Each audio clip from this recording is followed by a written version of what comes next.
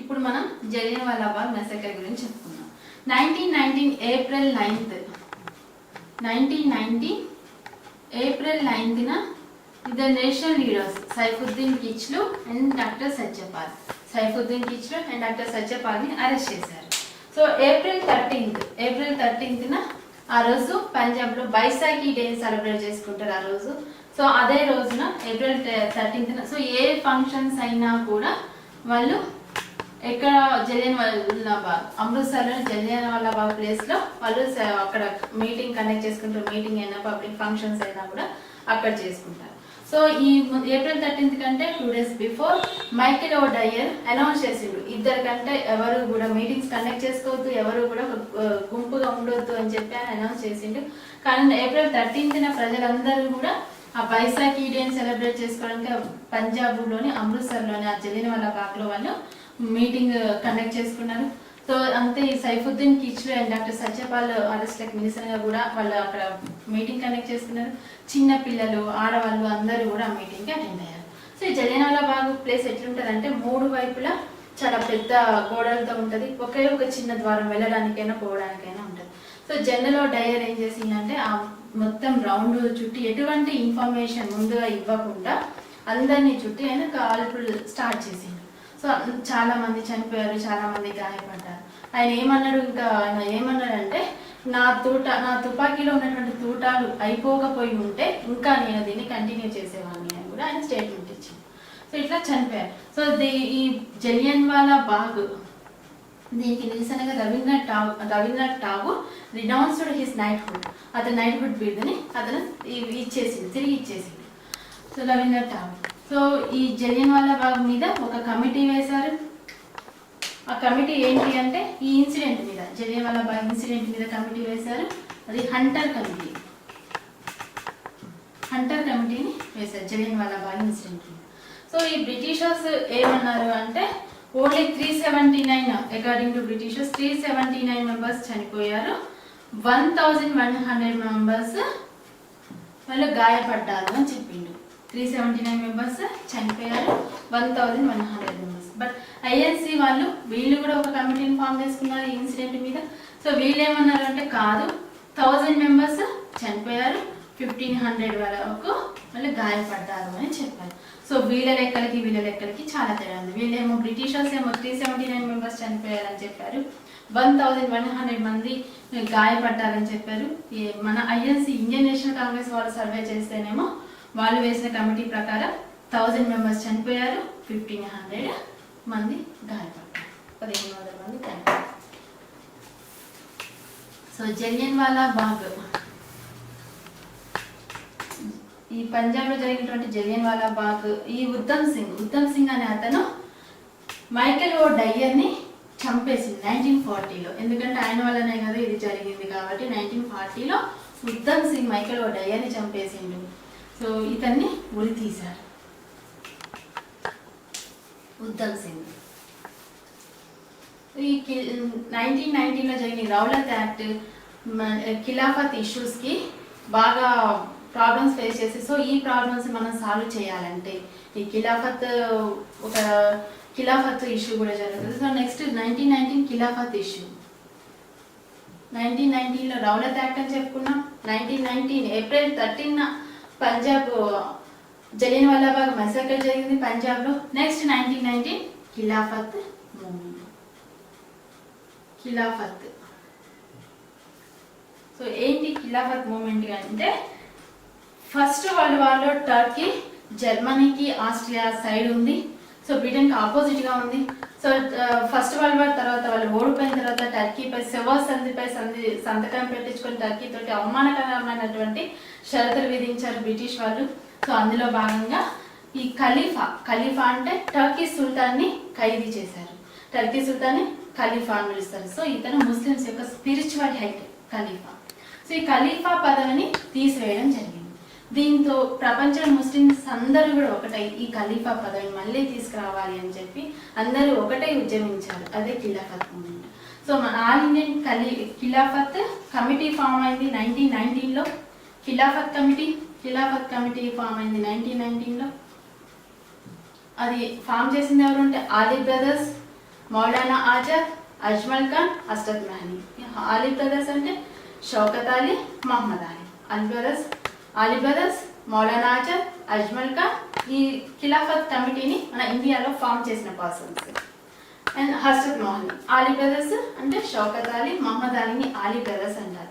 So వీళ్ళు ఖిలాఫత్ కమిటీని form చేశారు. సో మన ఇండియాలో కూడా హిందూస్ ముస్లిమ్స్ కలిపి ఉద్యమించింది ఈ ఖిలాఫత్ మూమెంట్లో. So all Indian Khilafat conference జరిగింది ఎక్కడ? ఢిల్లీలో జరిగింది. ఆల్ ఇండియా ఖిలాఫత్ కాన్ఫరెన్స్ ఢిల్లీలో జరిగింది. సో దీనికి ప్రెసిడెంట్ ఎవరు? గాంధీ. సో ఇది ముస్లిమ్స్ స్టార్ట్ చేసిన ఈ ఖిలాఫత్, ఆల్ ఇండియా ఖిలాఫత్ కమిటీకి జరిగిన కాన్ఫరెన్స్ జరిగింది ఢిల్లీలో. దీనికి ప్రెసిడెంట్ ఉంది గాంధీ. సో హిందూస్ ముస్లిమ్స్ కలిసి దీనికోసం ఫైట్ చేశారు. వీళ్ళు విదేశీ వస్తువులను బహిష్కరించడం స్టార్ట్ చేశారు, స్వదేశీ వస్తువులను ఎంకరేజ్ చేయడం కూడా స్టార్ట్ చేశారు ఈ ఖిలాఫత్ మూమెంట్లో. సో ఈ ఖిలాఫత్ మూమెంట్కి నెక్స్ట్ మనకి చెప్పుకున్నాం జలియన్వాలాబాగ్ మసకర్, పంజాబ్ ఇన్సిడెంట్. వీటికి బాగా బాధపడి మనము ఇటువంటి సమస్యలకు మనకి కంప్లీట్ పరిష్కారం కావాలంటే ఒక ఉద్యమం కావాలి. సో దీని కంటిన్యూషన్లో వాళ్ళు స్టార్ట్ చేసినటువంటి ఉద్యమం ఏంటి అంటే సహాయ నిరాకరణ ఉద్యమం, నాన్ కోఆపరేషన్ మూవ్మెంట్. 1920లో నాన్ కోఆపరేషన్ మూవ్మెంట్. ఇప్పుడు 1919లో ఏమనుకున్నాం మనం? రౌలత్ యాక్ట్ వచ్చింది అనుకున్నాం. Next Jallianwala Bagh massacre, next Khilafat movement. So 1919 ఇంకోటి ఏంటి అంటే మాంటెంగ్ చైన్స్ ఫర్ రిఫార్మ్స్. మాంటెంగ్ చైన్స్ ఫర్ రిఫార్మ్స్ వచ్చింది. దీనివల్ల ఈ రిఫార్మ్స్ వల్ల diarchy system, dual governmental system వచ్చింది. సో సెంట్రల్లో ద్విసభ విధానం వచ్చింది. సో డయార్కీ సిస్టమ్ ఎక్కడ ఏ రిఫార్మ్స్ త్రూ వచ్చింది అంటే 1919 మాంటెంగ్ చైన్స్ for reforms, diarchy system. So communal award 1909 Minto Morley reforms. So 1919లో జరిగి 4 incidents, Rowlatt act, Jallianwala Bagh massacre and Khilafat movement. Last 1919 Montagu చైన్స్ ఫర్ రిఫార్మ్స్. సో 1920లో మనం అనుకున్నాం ఖిలాఫత్ పంజాబ్లో జరిగినటువంటి ఇష్యూస్కి, ఖిలాఫత్ ఇష్యూస్కి దీనికి సరైన పరిష్కారం మనకు కావాలి అంటే మనం కొత్తగా ఉద్యమించాలి అని చెప్పి సహాయ నిరాకరణ ఉద్యమాన్ని తీసుకొచ్చారు. 1922 వరకు జరిగింది నాన్ కోఆపరేషన్ మూవ్మెంట్. 1922. సో 21-22 మధ్యలో ఈ ఉద్యమం ఉధృతమైంది. సో 1920 ఆగస్టు 1న బాల గంగాధర్ తిలక్ మరణించారు. 1920 ఆగస్టు 1న. సో దాని తర్వాత సహాయ నిరాకరణ ఉద్యమం స్టార్ట్ చేయాలి అని గాంధీజీ సహాయ నిరాకరణ ఉద్యమాన్ని స్టార్ట్ చేసిండు. అంటే మనం ఒక 15 మెంబర్స్ తోటి కాంగ్రెస్ వర్కింగ్ కమిటీని ఫ్రేమ్ చేసిండు. ఈ కాంగ్రెస్ వర్కింగ్ కమిటీ గ్రామాలకి వెళ్ళి అందరినీ కూడా కాంగ్రెస్ వార్షిక సభ్యత్వంగా చేర్పించుకోవాలి. సో అందులో మెంబర్షిప్ ఎంత అంటే 4 అనాస్ గా పెట్టారు. 4 అనాస్ అంటే 25 rupees, 25 paisa. So 4 annas membership fee. So వీళ్ళంతా ఈ కాంగ్రెస్ వర్కింగ్ కమిటీ వాళ్ళంతా కూడా గ్రామాలకి వెళ్ళి వాళ్ళందరూ ఈ ఉద్యమాన్ని ప్రతి ఒక్క దాంట్లోకి గ్రామాల్లోకి కూడా తీసుకెళ్లి వాళ్ళని కాంగ్రెస్ వార్షిక సభ్యత్వంలోకి జాయిన్ చేయించుకోవడం కోసం ఇతను కాంగ్రెస్ వర్కింగ్ కమిటీస్ ని ఫ్రేమ్ చేసిండు. సో విదేశీ వస్తువుల్ని బహిష్కరించాలి, స్వదేశీ కళాశాలని ఎంకరేజ్ చేయాలి. So Bihar Vidyapeeth, Kashi Vidyapeeth, so Gujarat Vidyapeeth, Kashi, Bihar Vidyapeeth. So స్వదేశీ కాలేజ్లో ఎస్టాబ్లిష్ అయిన ఈ టైంలో మళ్ళీ చరకాలతో చేసినటువంటి వస్త్రాలను ధరించడం, ఖద్దర్ వస్త్రాలను ధరించడం అనేది ప్రతి ఒక్కళ్ళు కూడా విదేశీ వస్త్రాలను బహిష్కరించడం, ఖద్దర్ వస్త్రాలని ధరించడం స్టార్ట్ చేశారు ఈ ఉద్యమం, సహాయ నిరాకరణ ఉద్యమంతో. సో నియర్లీ 200 చరకాస్ ఉన్నాయి.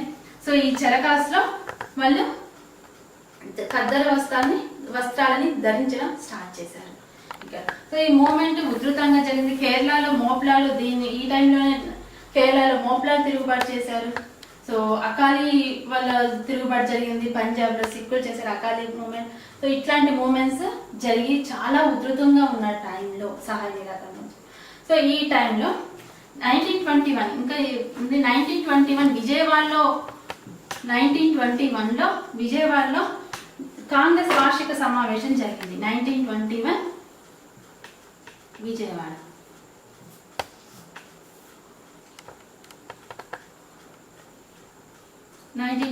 విజయవాడలో కాంగ్రెస్ వార్షిక సమావేశం జరిగింది. ఈ సమావేశంలో పెంగలి వెంకయ్య రూపొందించిన 3 వర్ణాల పతాకాన్ని రూపొందించడం జరిగింది. పింగళి వెంకయ్య రూపొందించింది ఈ టైంలో. సో అది దాన్ని ఆమోదించడం జరిగింది. 3 వర్ణాల త్రివర్ణ పతాకం ట్రై కలర్ ఫ్లాగ్ ని ఆమోదించడం జరిగింది. సో ఆ త్రివర్ణ పతాకంలో సెంటర్ లో రాట్నం కూడా వేశారు. సో అది పింగళి వెంకయ్య గారు రూపొందించారు. తర్వాత తిలక్ స్వరాజ్య నిధిని, తిలక్ స్వరాజ్ ఫండ్, తిలక్ స్వరాజ్య నిధిని 1 కోటి రూపాయలతో కలెక్ట్ చేయాలి అని స్టార్ట్ చేశారు. సో ఈ విజయవాడ కాన్ఫరెన్స్ లోనే పింగళి వెంకయ్య రూపొందించిన త్రివర్ణ పతాకాన్ని వాళ్ళు ఆమోదించారు. అండ్ తిలక్ స్వరాజ్ ఫండ్ కూడా స్వరాజ్య నిధిని సేకరించడం స్టార్ట్ చేశారు. తిలక్ స్వరాజ్య నిధిని సేకరించడం స్టార్ట్ చేశారు. ఇట్లా ఉధృతంగా జరిగిన టైంలో అతను ఏం చేసింది, స్టార్టింగ్ గాంధీ మనం అహింస ఫాలో అవ్వద్దు, సో మనం అహింస ఫాలో అవ్వాలి, హింసను మనం చెయ్యొద్దు, అహింసతోటి మనం గెలవాలి అని చెప్పి స్టార్ట్ చేసిండు. కానీ 1922 ఫిబ్రవరి 5th 1922 ఫిబ్రవరి 5th ఒక చిన్న ఇన్సిడెంట్ జరిగింది. ఆ చిన్న ఇన్సిడెంట్ తో ఇట్లా ఉధృతంగా జరుగుతున్నటువంటి సహాయ నిరాకరణ ఉద్యమాన్ని ఆపివేయడం జరిగింది. ఏంటి అంటే చౌరీ చౌరా, యూపీలోని గోరఖ్పూర్ జిల్లాలో చౌరీ చౌరాలో ఒక సంఘటన జరిగింది. ప్రజలందరూ పోలీస్ స్టేషన్ పై దాడి చేసి పోలీస్ స్టేషన్ ని కాల్చడం జరిగింది. అందులో 22 మెంబర్స్ పోలీసు వాళ్ళు చనిపోయారు, 22 మంది చనిపోయారు. సో ఈ విషయం తెలిసి గాంధీ తర్వాత ఈ ఉద్యమాన్ని ఆపేస్తున్నా, నేను వైలెన్స్ ని ఫాలో అవ్వమని చెప్పిన. సో వైలెన్స్ కాదు, నాన్ వైలెన్స్ ని ఫాలో అవ్వమన్నా, హింస కాదు, అహింసని మనం పాటిద్దామని చెప్పిన. సో ఇట్లా మీరు హింస వైపు వెళ్తున్నారు కాబట్టి నేను ఈ ఉద్యమాన్ని ఆపేస్తున్నా అని సడన్ గా ఆయన ఈ నిర్ణయం తీసుకోవడం జరిగింది. కాకపోతే ఈ టైంలో చాలా ప్లేసెస్ లో కూడా సహాయ నిరాకరణ ఉద్యమం చాలా ఉధృతంగా జరిగింది. సో వీళ్ళు హింస ఫాలో అయినందుకు వీళ్ళు ఫిబ్రవరి 5th చౌరీ చౌరా ఇన్సిడెంట్ తర్వాత గాంధీ సహాయ నిరాకరణ ఉద్యమాన్ని ఆపేసింది. సో ఆంధ్రాలో సహాయ నిరాకరణ ఉద్యమం ఎట్లా జరిగింది? సో ఆంధ్రాలో 3 ఇన్సిడెంట్ జరిగినాయి. చీరాల పేరాల ఉద్యమం, పల్నాడు సత్యాగ్రహం, పెద్దనందిపాడు పన్నుల నిరాకరణ ఉద్యమం. సో చీరాల పేరాల ఉద్యమం, చీరాల పేరాల అనేది ప్రకాశం డిస్టిక్ లో ఉన్నటువంటి చిన్న పక్క గ్రామాలు, చీరాల పేరాల ప్రకాశం డిస్టిక్ లో. సో ఈ రెండింటిని కలిపి మున్సిపాలిటీగా చేద్దాం అనుకున్నారు. సో అట్లా మున్సిపాలిటీ చేస్తే ఏమవుతుంది అంటే 10 రెట్లు ట్యాక్స్ పే చేయాల్సి ఉంటుంది, అంటే ట్యాక్స్ అనేది ఎక్కువ కట్టాల్సి ఉంటుంది. వద్దని ప్రజలు ఎంత చెప్పినా కూడా వాళ్ళు చీరాల పేరాల గ్రామాల్ని కంబైన్ చేశారు, మున్సిపాలిటీగా చేశారు బ్రిటిషర్స్. ట్యాక్స్ ఎక్కువ పే చేయాల్సి వస్తుంది. సో అప్పుడు అక్కడ లీడర్ ఎవరు అంటే దుగ్గిరాల గోపాలకృష్ణయ్య. సో దుగ్గిరాల గోపాలకృష్ణయ్య, ఆంధ్రరత్న టైటిల్ ఉంది, దుగ్గిరాల గోపాలకృష్ణయ్య. సో ఇతనుకి గాంధీ చెప్పింది ఏంటి అంటే, మీరు ఈ చీరాల పేరాల ఊరిని వదిలేసి పక్కన వేరే ఊరిని నిర్మించుకోండి, అక్కడ ఊరు వదిలేసి వెళ్తే మీరు ఆ ట్యాక్స్ పే చేయాల్సిన అవసరం లేదు అని చెప్తారు. సో దాని ప్రకారం దుగ్గిరాల గోపాలకృష్ణయ్య రామదండు అనేటువంటి సేనను ఏర్పాటు చేసుకొని రామ్నగర్, చీరాల పేరాల పక్కన రామ్నగర్ నగరాన్ని, సిటీని నిర్మించుకొని అక్కడ గుడిసెలు వేసుకొని అక్కడికి ప్రజలను తీసుకుని ఉంచింది. అయినా కూడా గుడిసె మీద వాళ్ళు ట్యాక్స్ వేసి బ్రిటిషర్స్ వాళ్ళని ఇబ్బంది పెట్టినా కూడా వీళ్ళు ఫైట్ చేసే టైంలోనే ఇతను సడన్ గా సహాయ నిరాకరణ ఉద్యమం ఆపేయడంతో ఇంకోటి దుగ్గిరాల గోపాలకృష్ణయ్యని వాళ్ళు అరెస్ట్ చేశారు బ్రిటిషర్స్. సో నాయకుడు కూడా లేకపోవడంతో వాళ్ళు మళ్ళీ రిటర్న్ చీరాల పేరాల గ్రామానికి వెళ్లాల్సి వచ్చింది. వాళ్ళ గుడిసెలను వదిలేసి రామ్నగర్ అనే ప్లేస్ వదిలేసి అక్కడికి వెళ్లాల్సి వచ్చింది. వెళ్ళిన తర్వాత బ్రిటిషర్స్ చాలా ఇబ్బంది పెట్టి ట్యాక్స్ ని వాళ్ళ నుంచి కలెక్ట్ చేసుకున్నారు బ్రిటిషర్స్. సో ఇది చీరాల పేరాల ఇన్సిడెంట్. సో పల్నాడు పుల్లరి సత్యాగ్రహం. ఈ పల్నాడు కడప జిల్లాలోని రాయచోటి తాలూకాలో ఉంది. అంటే వీళ్ళు ఇక్కడ ఏంటి అంటే అడవిలోని పశువుల మేతపై వేశారు పన్ను. సో వాళ్ళు పన్ను కట్టలేదని పశువులన్నింటినీ బంధించి బ్రిటిషర్స్ తీసుకుని వెళ్తున్నారు ఆఫీసర్స్. సో అప్పుడు కన్నెగంటు హనుమంతు మించాలపాడు వద్ద వీళ్ళు పశువులందరినీ బంధించి తీసుకెళ్తుంటే ఈయన వాళ్ళని అటాక్ చేసి పశువులను విడిపించే ప్రయత్నంలో కన్నెగంటు హనుమంతుని మరో 2 కలిపి బ్రిటిష్ ఆఫీసర్స్ చంపేస్తారు. సో ఈ పల్నాడు సత్యాగ్రహంలో చనిపోయిన వ్యక్తి ఎవరు అంటే కన్నెగంటి హనుమంతు. పల్నాడు సత్యాగ్రహంలో చనిపోయిన వ్యక్తి ఎవరు, పల్నాడు పుల్లరి సత్యాగ్రహంలో చనిపోయిన వ్యక్తి ఎవరు అంటే కన్నెగంటు హనుమంతు. సో నెక్స్ట్ పెద్దనందిపాడు సత్యాగ్రహం. పెద్దనందిపాడు పన్నుల నిరాకరణ ఉద్యమం. పెద్దనందిపాడు గుంటూరు డిస్టిక్ లో ఉంది. సో దీనికి లీడర్ ఎవరు అంటే పర్వతనేని వీరయ్య చౌదరి. ఈయన ఆంధ్ర శివాజీ అని పిలుస్తారు. ఆంధ్ర శివాజీ ఎవరు? పర్వతనేని వీరయ్య చౌదరి. సో ఈ ఆంధ్ర శివాజీ అయిన పర్వతనేని వీరయ్య చౌదరి దీనికి లీడర్గా ఉన్నాడు. సో వీళ్ళు పన్నుల్ని మేము కట్టము అని నిరాకరించి చాలా ఉద్ధృతంగా పెద్దనందిపాడు అనేది తర్వాత వాళ్ళు వచ్చినటువంటి వాళ్ళకు కూడా ఇన్స్పిరేషనల్గా ఉంది. అంత ఉధృతంగా వాళ్ళు సహాయ నిరాకరణోద్యమాన్ని పన్నుల నిరాకరణోద్యమాన్ని చేశారు పర్వతనేని వీరయ్య చౌదరి. ఈ టైంలోనే గరిమెళ్ళ సత్యనారాయణ ఒక గీతాన్ని రాసిండు, మా కొద్ది తెల్లదొరతనము. మా కొద్ది తెల్లదొరతనము అనేటువంటి గీతాన్ని, ప్రముఖమైన గేయాన్ని రాసింది గరిమెళ్ళ సత్యనారాయణ. ఆయన ఈ టైంలోనే రాసిండు. సో పెద్దనందిపాడు పన్నుల నిరాకరణోద్యమం అది మన సహాయ నిరాకరణోద్యమం ఆయన బంద్ February 5th జరిగినటువంటి చౌరీ చౌరా ఇన్సిడెంట్తో ఎప్పుడైతే బంద్ చేసిండో తర్వాత ఇది కూడా ఆగిపోయింది. కానీ ఆగిపోయిన పెద్దనందిపాడు పన్నుల నిరాకరణోద్యమం మాత్రం ముందు చాలా ఇన్స్పిరేషనల్గా అయితే ఉంది అది. సో ఆంధ్రలో జరిగినటువంటి ఇన్సిడెంట్స్ ఏంటి అంటే చీరాల పేరాల ఇన్సిడెంట్ అండ్ పల్నాడు సత్యాగ్రహం, పెద్దనందిపాడు పన్నుల నిరాకరణోద్యమం. చీరాల పేరాల్లో లీడర్ దుగ్గిరాల గోపాలకృష్ణయ్య, పల్నాడులో చనిపోయిన పర్సన్ కన్నగంటు హనుమంతు, పెద్దనందిపాడు పర్వతనేని వీరయ్య చౌదరి, ఆంధ్ర శివాజీ. సో ఇట్లా సడన్ గా వాళ్ళు ఆపివేయడంతో మోతీలాల్ నెహ్రూ, చిత్తరంజన్ దాస్ చాలా మంది లీడర్స్ కూడా కోపం వచ్చింది. ఒక చిన్న ఇన్సిడెంట్ జరిగితే హింసగా ఒక చిన్న ఇన్సిడెంట్ మారితే మొత్తం అంత ఉధృతంగా ఉన్నటువంటి సహాయ నిరాకరణోద్యమాన్ని ఆపివేయడం ఎవరికి ఇష్టం లేక వాళ్ళు 1922లో ఐఎన్సీ నుంచి వచ్చి స్వరాజ్ పార్టీని స్టార్ట్ చేసుకున్నారు. Okay, thank you. Hello friends, మనం modern Indian history chronological order చెప్పుకుంటున్నాం. సో ఆ క్రొనాలజికల్ ఆర్డర్లో భాగంగా లాస్ట్ వీడియోలో నాన్ కోఆపరేషన్ మూవ్మెంట్ చెప్పుకున్నాం. ఇప్పుడు non cooperation movement continuation. So non cooperation movement ఎప్పుడు జరిగింది? 1920 నుంచి 22 వరకు. Non cooperation movement 1920 to 1922 February. So Chauri Chaura incident తోటి ఈ నాన్ కోఆపరేషన్ మూవ్మెంట్ని ఆపేయడం జరిగింది గాంధీ. సో యూపీలోని గోరఖ్పూర్ డిస్టిక్లో చౌరీ చౌరాలో పోలీస్ స్టేషన్ని ప్రజలు అటాక్ చేశారు. సో అట్లా అప్పటి వరకు నాన్ వైలెన్స్ తోటి జరుగుతున్న మూమెంట్ సడన్గా వైలెన్స్ హింస జరిగేసరికి దాన్ని గాంధీ ఆపేసిండు. సో అంత ఉధృతంగా జరుగుతున్న నాన్ కోఆపరేషన్ మూమెంట్ని సడన్గా ఆపివేయడం అప్పుడు ఉన్నటువంటి నేషనల్ లీడర్స్కి ఇష్టం లేదు. ఇంత సడన్గా ఇంత మంచి జరుగుతుంది మూమెంట్, సో ఇంత మంచిగా ప్రజలందరూ పార్టిసిపేట్ చేశారు. సో ఇట్లాంటి మూమెంట్ని ఇంత సడన్గా ఆపేయడం అనేది ఎవరికి నచ్చలేదు. సో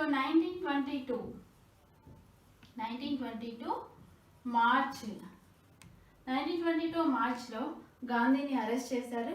సో అతనికి 6 years జైలు శిక్ష విధించారు. 6 years శిక్ష విధించారు గాంధీకి. 1922 మార్చ్లో గాంధీని అరెస్ట్ చేశారు. ఇది గాంధీని అరెస్ట్ చేసిన తర్వాత 1922లో సో నేషనల్ లీడర్స్ 2 సెక్షన్స్గా డివైడ్ అయ్యారు. ఎందుకు అంటే అసలు నాన్ కోఆపరేషన్ మూవ్మెంట్ని కంటిన్యూ చేద్దామా వద్దా? సో ఎట్లా? సో అట్లా 1922లో గయాలో మీటింగ్ జరిగింది. ఐఎన్సీ సెషన్ గయాలో. ఐఎన్సీ సెషన్ 1922లో గయాలో ఐఎన్సీ సెషన్ జరిగింది. దానికి ప్రెసిడెంట్ ఎవరు అంటే సిఆర్ దాస్, చిత్తరంజన్ దాస్, దేశబంధు చిత్తరంజన్ దాస్. 1922 ఐఎన్సీ గయాలో జరిగింది. దానికి ప్రెసిడెంట్ చిత్తరంజన్ దాస్. సో ఇక్కడ 2 సెక్షన్స్గా డివైడ్ అయ్యారు. ఎందుకు? కొంతమంది ఏమో మనం నాన్ కోఆపరేషన్ మూవ్మెంట్ని ఇట్లనే కంటిన్యూ చేద్దాము, అన్నిటిని మనం బాయ్కాట్ చేద్దాము. బట్ కొంతమంది ఏమంటున్నారంటే మనం లెజిస్లేటివ్ కౌన్సిల్ ఎంట్రీ ఇద్దాము, లెజిస్లేటివ్ కౌన్సిల్ ఎలక్షన్స్లో పార్టిసిపేట్ చేద్దాము, లెజిస్లేటివ్ కౌన్సిల్లోకి వెళ్దాం. అది కొంతమంది యొక్క ఆర్గ్యుమెంట్. సో ఎందుకు అంటే వాళ్ళు ఏమంటారు, అందుకే 2 సెక్షన్స్గా డివైడ్ అయింది. ఎవరు అంటే ఐఎన్సీలో 2 సెక్షన్స్ ఎవరు అంటే pro changes, no changes. Pro changes, no changes.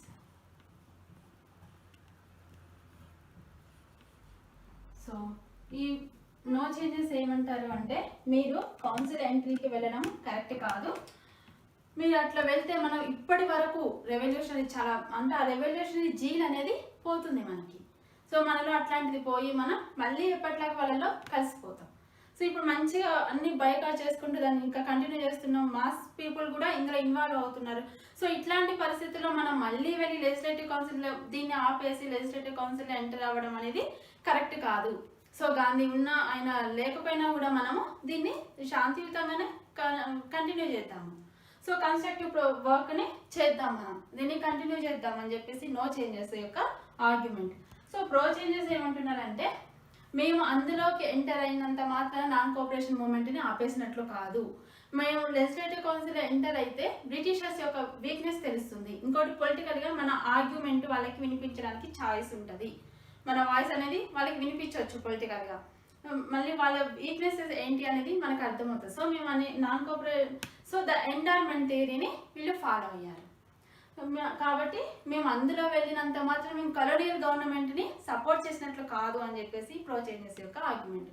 So వీళ్ళు ఎండార్మెంట్ అన్నారు, వీళ్ళేమో నో చేంజెస్ ఏమో వద్దు, మనము దీన్ని కంటిన్యూ చేద్దాం అన్నారు. సో ఈ సెషన్లో ఈ ఆర్గ్యుమెంట్స్ వచ్చే వరకు ఈ చిత్తరంజన్ దాస్, మోతీలాల్ నెహ్రూ వీళ్ళకి ఇంకా వీళ్ళని సాటిస్ఫై చేసేంత లేక వీళ్ళు డివైడ్ అయిపోయారు. ప్రో చేంజెస్ లీడర్స్ ఎవరు అంటే, ఈ ప్రో చేంజెస్ కి వెంటనే చిత్తరంజన్ దాస్, మనం అనుకున్నాం గయాలో ప్రెసిడెంట్ ఎవరు అంటే సియాదాస్ అని. సో ఈ సియాదాస్ ప్రో చేంజెస్, సియాదాస్ తన ప్రెసిడెంట్ దానికి రిజైన్ చేసిండు వెంటనే చిత్తరంజన్ దాస్, ఎందుకంటే వాళ్ళు చెప్పినవి వీళ్ళు ఒప్పుకోలేదు. So Chittaranjan Das and Motilal Nehru,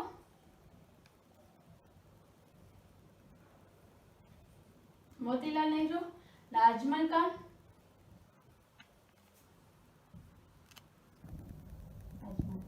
so వీళ్ళు వెంటనే మోతీలాల్ నెహ్రూ, చిత్తరంజన్ దాస్ వీళ్ళంతా కూడా రిజైన్ చేసి వెంటనే కొత్త పార్టీని ఎస్టాబ్లిష్ చేసుకున్నారు. అదేంటి అంటే Congress Khilafat Swaraj party.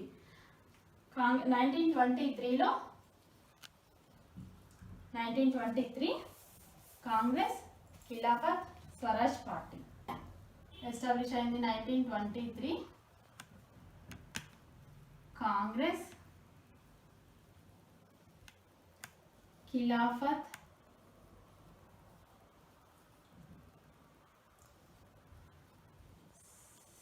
Swaraj party, Congress Khilafat Swaraj party. So pro changes ఎవరు అంటే చిత్తరంజన్ దాస్, మోతీలాల్ నెహ్రూ, అజ్మల్ ఖాన్ అండ్ విఠల్ భాయ్ పటేల్. సో వీళ్ళు కాంగ్రెస్ 1923లో కాంగ్రెస్ ఖిలాఫత్ స్వరాజ్ పార్టీ ఎస్టాబ్లిష్ అయింది. సో 1923లో వీళ్ళు అనుకున్న ప్రకారం 1923 నవంబర్లో ఎలక్షన్స్ జరిగినాయి. ఈ నవంబర్ ఎలక్షన్స్లో వీళ్ళు పార్టిసిపేట్ చేసి 141 సీట్స్కి వీళ్ళు విన్ అయింది. ఎంత అంటే 42 సీట్స్ వీళ్ళు కైవసం చేసుకున్నారు. 141 సీట్స్కి 42 సీట్స్ని. సో విఠల్ భాయ్ పటేల్ ఇతను స్పీకర్గా ఎలక్ట్ అయింది. సెంట్రల్ లెజిస్లేటివ్ అసెంబ్లీలో స్పీకర్గా ఎలక్ట్ అయింది ఎవరు అంటే విఠల్ భాయ్ పటేల్. ఈ ఖిలాఫత్ స్వరాజ్ పార్టీ తరఫున స్పీకర్గా ఎలక్ట్ అయింది విఠల్ భాయ్ పటేల్. సో ఇట్లా 1923 నవంబర్లో ఎలక్షన్ జరిగినప్పుడు వీళ్ళు 141 సీట్స్కి 42 సీట్స్ని వీళ్ళు కైవసం చేసుకున్నారు. విఠల్ భాయ్ పటేల్ స్పీకర్గా ఎలక్ట్ అయింది. సో వీళ్ళు చేసినటువంటి ఇది ఏంటి అంటే, ఆల్రెడీ మనకు తెలిసి 1919 Montagu change for reforms. So ఈ 1919 గవర్నమెంట్ ఆఫ్ ఇండియా యాక్ట్ మీద అధ్యయనం చేయడానికి వీళ్ళ అంటే స్వరాజ్ పార్టీ వాళ్ళు చెప్పిన దానితోటి, వాళ్ళు తీసుకొచ్చిన స్ట్రెస్ తోటి వీళ్ళు బ్రిటిషర్స్ అపాయింట్ చేసిన కమిటీ మడ్డెమాన్ కమిటీ. సో 1924లో 1919 గవర్నమెంట్ యాక్ట్ మీద అధ్యయనం చేయమని పంపించిన కమిటీ మడ్డెమాన్ కమిటీ, అది వీళ్ళు తీసుకొచ్చిన ప్రెజర్ తోటి అది కమిటీని అపాయింట్ చేశారు. బట్ దానివల్ల నో యూస్. బట్ వీళ్ళు తీసుకొచ్చినటువంటి ప్రెజర్ తోటి అపాయింట్ చేసిన committee Muddiman committee. So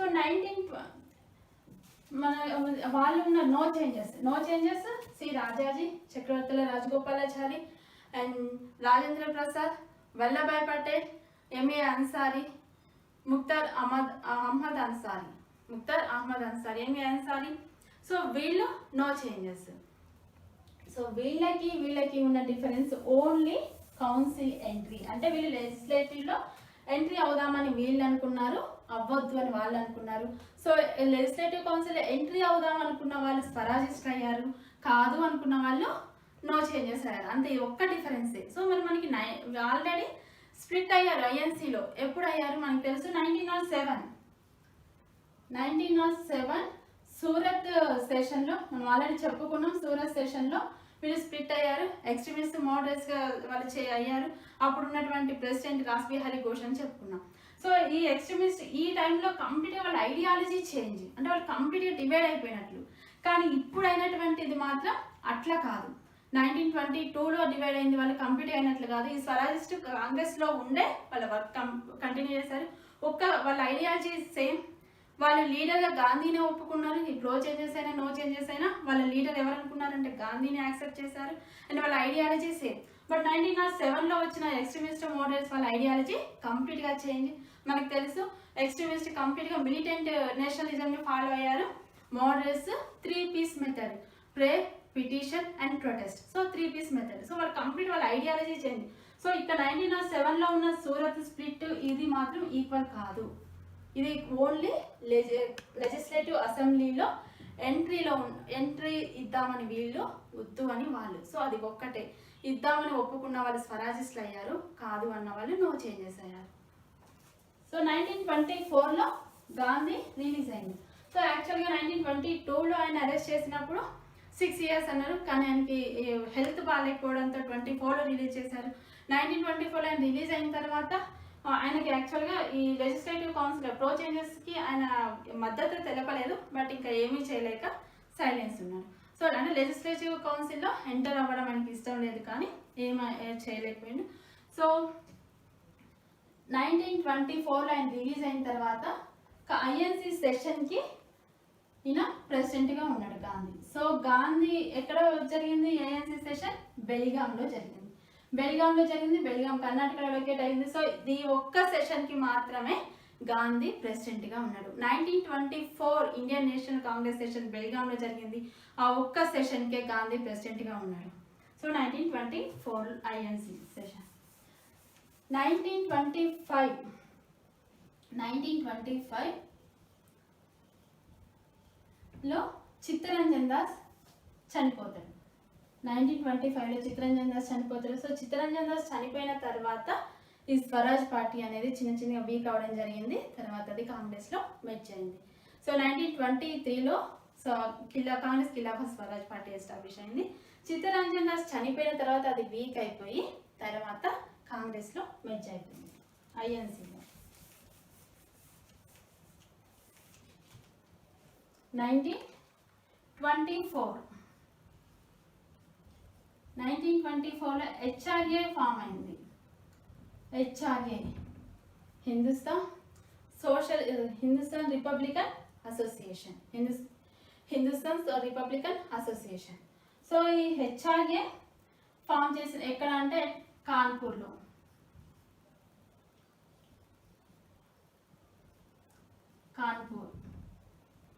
HRA.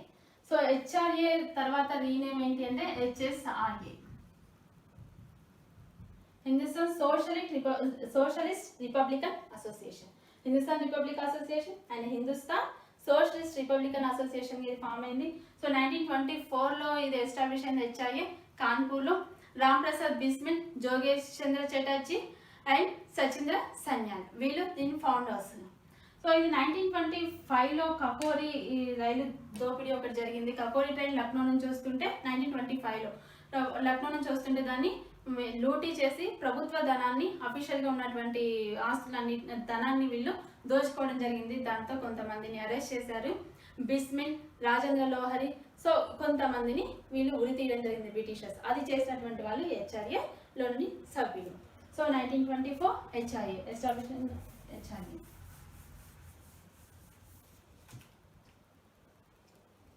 1927 Simon commission. 1927 Simon commission. Simon commission also known as white commission, Indian statutory commission. Indian statutory commission, white commission, Simon commission. So Simon commission దేని మీద వచ్చింది అంటే 1990 government of India act. So దీన్ని mountain change for reforms అంటాం. So ఈ 1919 mountain change for reforms తీసుకొచ్చినప్పుడే ఏమని చెప్పారు అంటే 10 yearsకి ఒక కమిటీని వేస్తాం దీన్ని అధ్యయనం చేయడానికి, దీని వర్క్ ఎట్లుంది అనేది అధ్యయనం చేయడానికి, ప్లస్ కాన్స్టిట్యూషనల్ రిఫార్మ్స్ తీసుకురావడానికి ఒక కమిటీని వేస్తామని అంటారు 10 yearsకి. బట్ 1919 అంటే యాక్చువల్గా కమిషన్ ఎప్పుడు రావాలి 10 yearsకి అంటే 1929లో రావాలి. సో మరి ముందెందుకు వచ్చింది 1929లో అపాయింట్ చేయాలి. 1919 రిఫార్మ్స్ మీద కమిటీ రావాలి అని అంటే 10 years అని చెప్పారు కాబట్టి 1929లో రావాలి. బట్ ముందెందుకు వచ్చింది అంటే యాక్చువల్గా అప్పుడు పవర్లో యూకేలో పవర్లో ఎవరు ఉన్నారు అంటే కన్జర్వేటివ్ పార్టీ ఉంది. సో ఆ కన్జర్వేటివ్ పార్టీకి దానికి కంప్లీట్ కాంపిటేటివ్గా ఉన్న పార్టీ లేబర్ పార్టీ. సో అది లేబర్ పార్టీ వస్తుందేమో పవర్లోకి అని వీళ్ళు ఆల్రెడీ లేబర్ పార్టీతో భయపడుతున్నారు అది పవర్లోకి వస్తుంది అని. సో దాంతో కన్జర్వేటివ్ పార్టీ ముందుగానే 2 years ముందుగానే దీన్ని అపాయింట్ చేయడం జరిగింది. సో 1927లో అపాయింట్ చేశారు. అప్పుడు ఉన్నటువంటి PM British PM Stanley Baldwins. So ఈ Stanley Baldwin so Stanley Baldwin.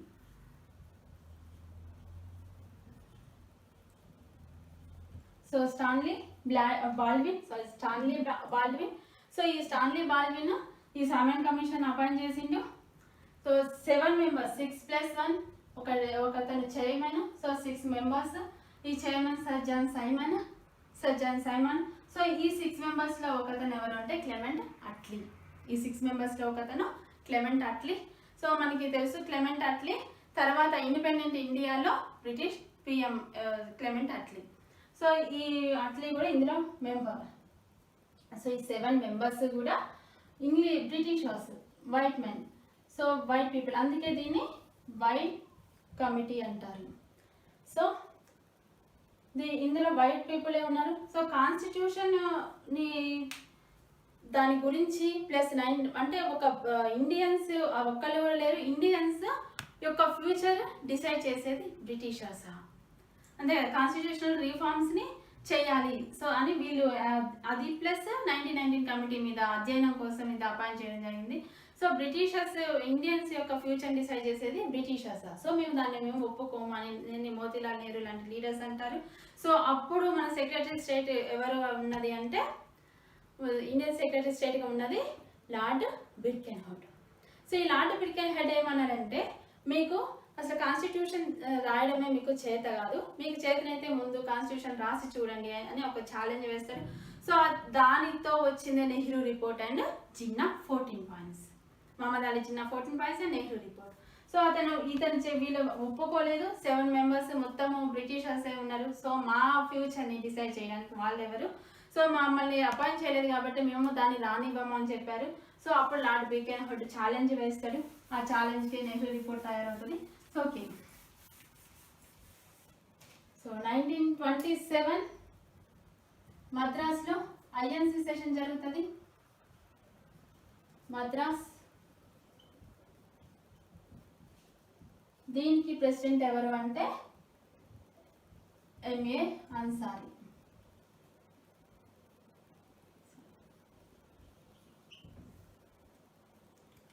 So Ansari దీనికి ప్రెసిడెంట్గా ఉన్నాడు. ఈ టైంలో వాళ్ళు తీసుకున్న డెసిషన్ ఏంటి అంటే సైమన్ కమిషన్ని మనం బైకాట్ చేద్దాము, సైమన్ కమిషన్ మన దగ్గరికి వస్తే మనం బైకాట్ చేద్దాము అని డిసైడ్ అవుతారు. అయితే దీనికి సపోర్ట్ చేసింది ఎవరు? ఐఎన్సి కాంగ్రెస్ సపోర్ట్ చేసింది. ఓకే, మనము సైమన్ కమిషన్ని బైకాట్ చేద్దామని. అండ్ హిందూ మహాసభ సపోర్ట్ చేసింది.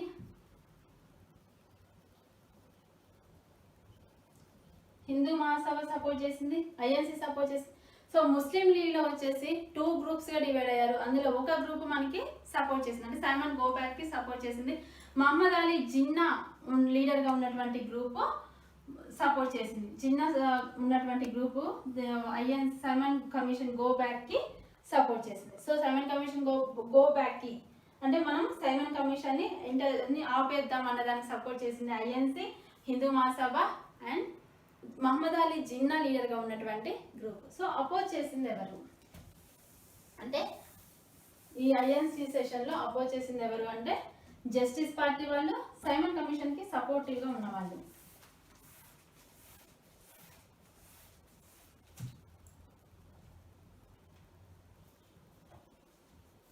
Support of Simon commission, justice party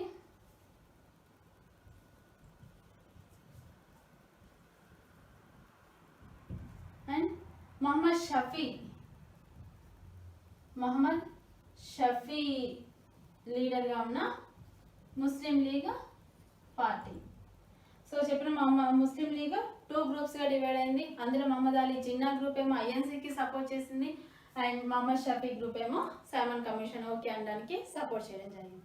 so doctor B R Ambedkar ఆయన ఒక మెమోరాండం ఇచ్చిండు సైమన్ కమిషన్ కి. ఏమని అంటే ఆయన బహిష్కృత హితకాలని సభ తరపున ఇచ్చి అంటే డిప్రెస్డ్ క్లాసెస్ కి మాకు రిజర్వేషన్స్ కావాలి, సో మాకు ఎడ్యుకేషనల్ గా మాకు సపోర్ట్ ఇవ్వాలి అని చెప్పి ఆయన వాళ్ళ తరపున డిప్రెస్డ్ క్లాసెస్ తరపున బహిష్కృత హితకాలని సభ తరపున అతను మెమోరాండం ఇవ్వడం జరిగింది డాక్టర్ బిఆర్ అంబేద్కర్.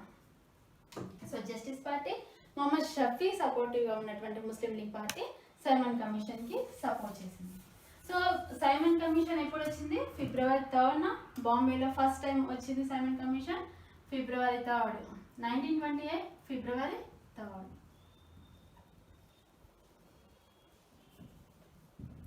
సో ఇది వాళ్ళు బాంబేకి రాగానే సైమన్ గో బ్యాక్ అని వాళ్ళ స్లోగన్స్ ప్రజలు సో హాతాస్ చేయడం, నెక్స్ట్ ప్రొటెస్ట్ చేయడము, వాళ్ళు బైకాట్ చేయడము స్టార్ట్ చేశారు ప్రజలు. సో సైమన్ కమిషన్ ఎప్పుడు వాళ్ళు 1930 మేన వీళ్ళ రిపోర్ట్ వచ్చింది. 1930 మేన వాళ్ళు రిపోర్ట్ ఇవ్వడం జరిగింది సైమన్ కమిషన్. సో సైమన్ కమిషన్ని అడ్డుకోవడానికి ఇక్కడ లాహోర్లో లాలా లజపత్ రాయ్, సో లాహోర్లో లాలా లజపత్ రాయ్ని అడ్డుకోవడానికి ట్రై చేస్తే అతన్ని పోలీసులు చాలా ఘోరంగా అతన్ని లాఠీ చార్జ్ తోటి కొట్టడం జరిగింది. ఎప్పుడు అంటే 1928 October 1st ఆయన్ని కొట్టడం జరిగింది. సో తర్వాత ఆయన November 17th 1928 లాలా లజపత్ రాయ్ ఆ దెబ్బలతో తీవ్రంగా గాయపడి చనిపోయిండు. సో లాలా లజపత్ రాయ్ని చంపినటువంటి అంటే కొట్టిన పోలీస్ ఆఫీసర్ ఎవరంటే శాండర్స్ లాలా లజపత్ రాయ్ని తీవ్రంగా గాయపరచడం జరిగింది. సో ఆ గాయాలతోటి ఆయన చనిపోయిండు. సో ఆయన చనిపోయిండు అని శాండర్స్ని చంపిన వాళ్ళు ఎవరు అంటే హెచ్ఆర్ఏ మెంబర్స్ ఎవరు అంటే చంద్రశేఖర్ ఆజాద్, రాజ్గురు భగత్ సింగ్, చంద్రశేఖర్ ఆజాద్ హెచ్ఆర్ఏ సభ్యులు. సో వీళ్ళు శాండర్స్ని చంపేశారు. సో లక్నోలో లీడర్ ఎవరంటే జవహర్లాల్ నెహ్రూ, జీబీ పంత్. సో వీళ్ళని కూడా పోలీసులు వాళ్ళని కూడా కొట్టడం జరిగింది అక్కడ. నెక్స్ట్ మద్రాస్లో టంగుటూరి ప్రకాశం పంతులు. సో ఇక్కడే ఇతను ఒక కాంగ్రెస్ కార్యకర్త చనిపోతే ఆయన చూడటానికి ఎవరు అతన్ని అలో చేయలేదు. ఆయన మాత్రం ధైర్యంగా మీరు నన్ను కాల్చండి, నేను మాత్రం అతన్ని చూడాల్సిందే అని వెళ్ళిండు. సో ఈ ఇన్సిడెంట్ తోటి అతనికి ఆంధ్ర కేసరి అని ఒక టైటిల్ వచ్చింది. సైమన్ కమిటీ 1930 మేలో రిపోర్ట్ ఇచ్చింది.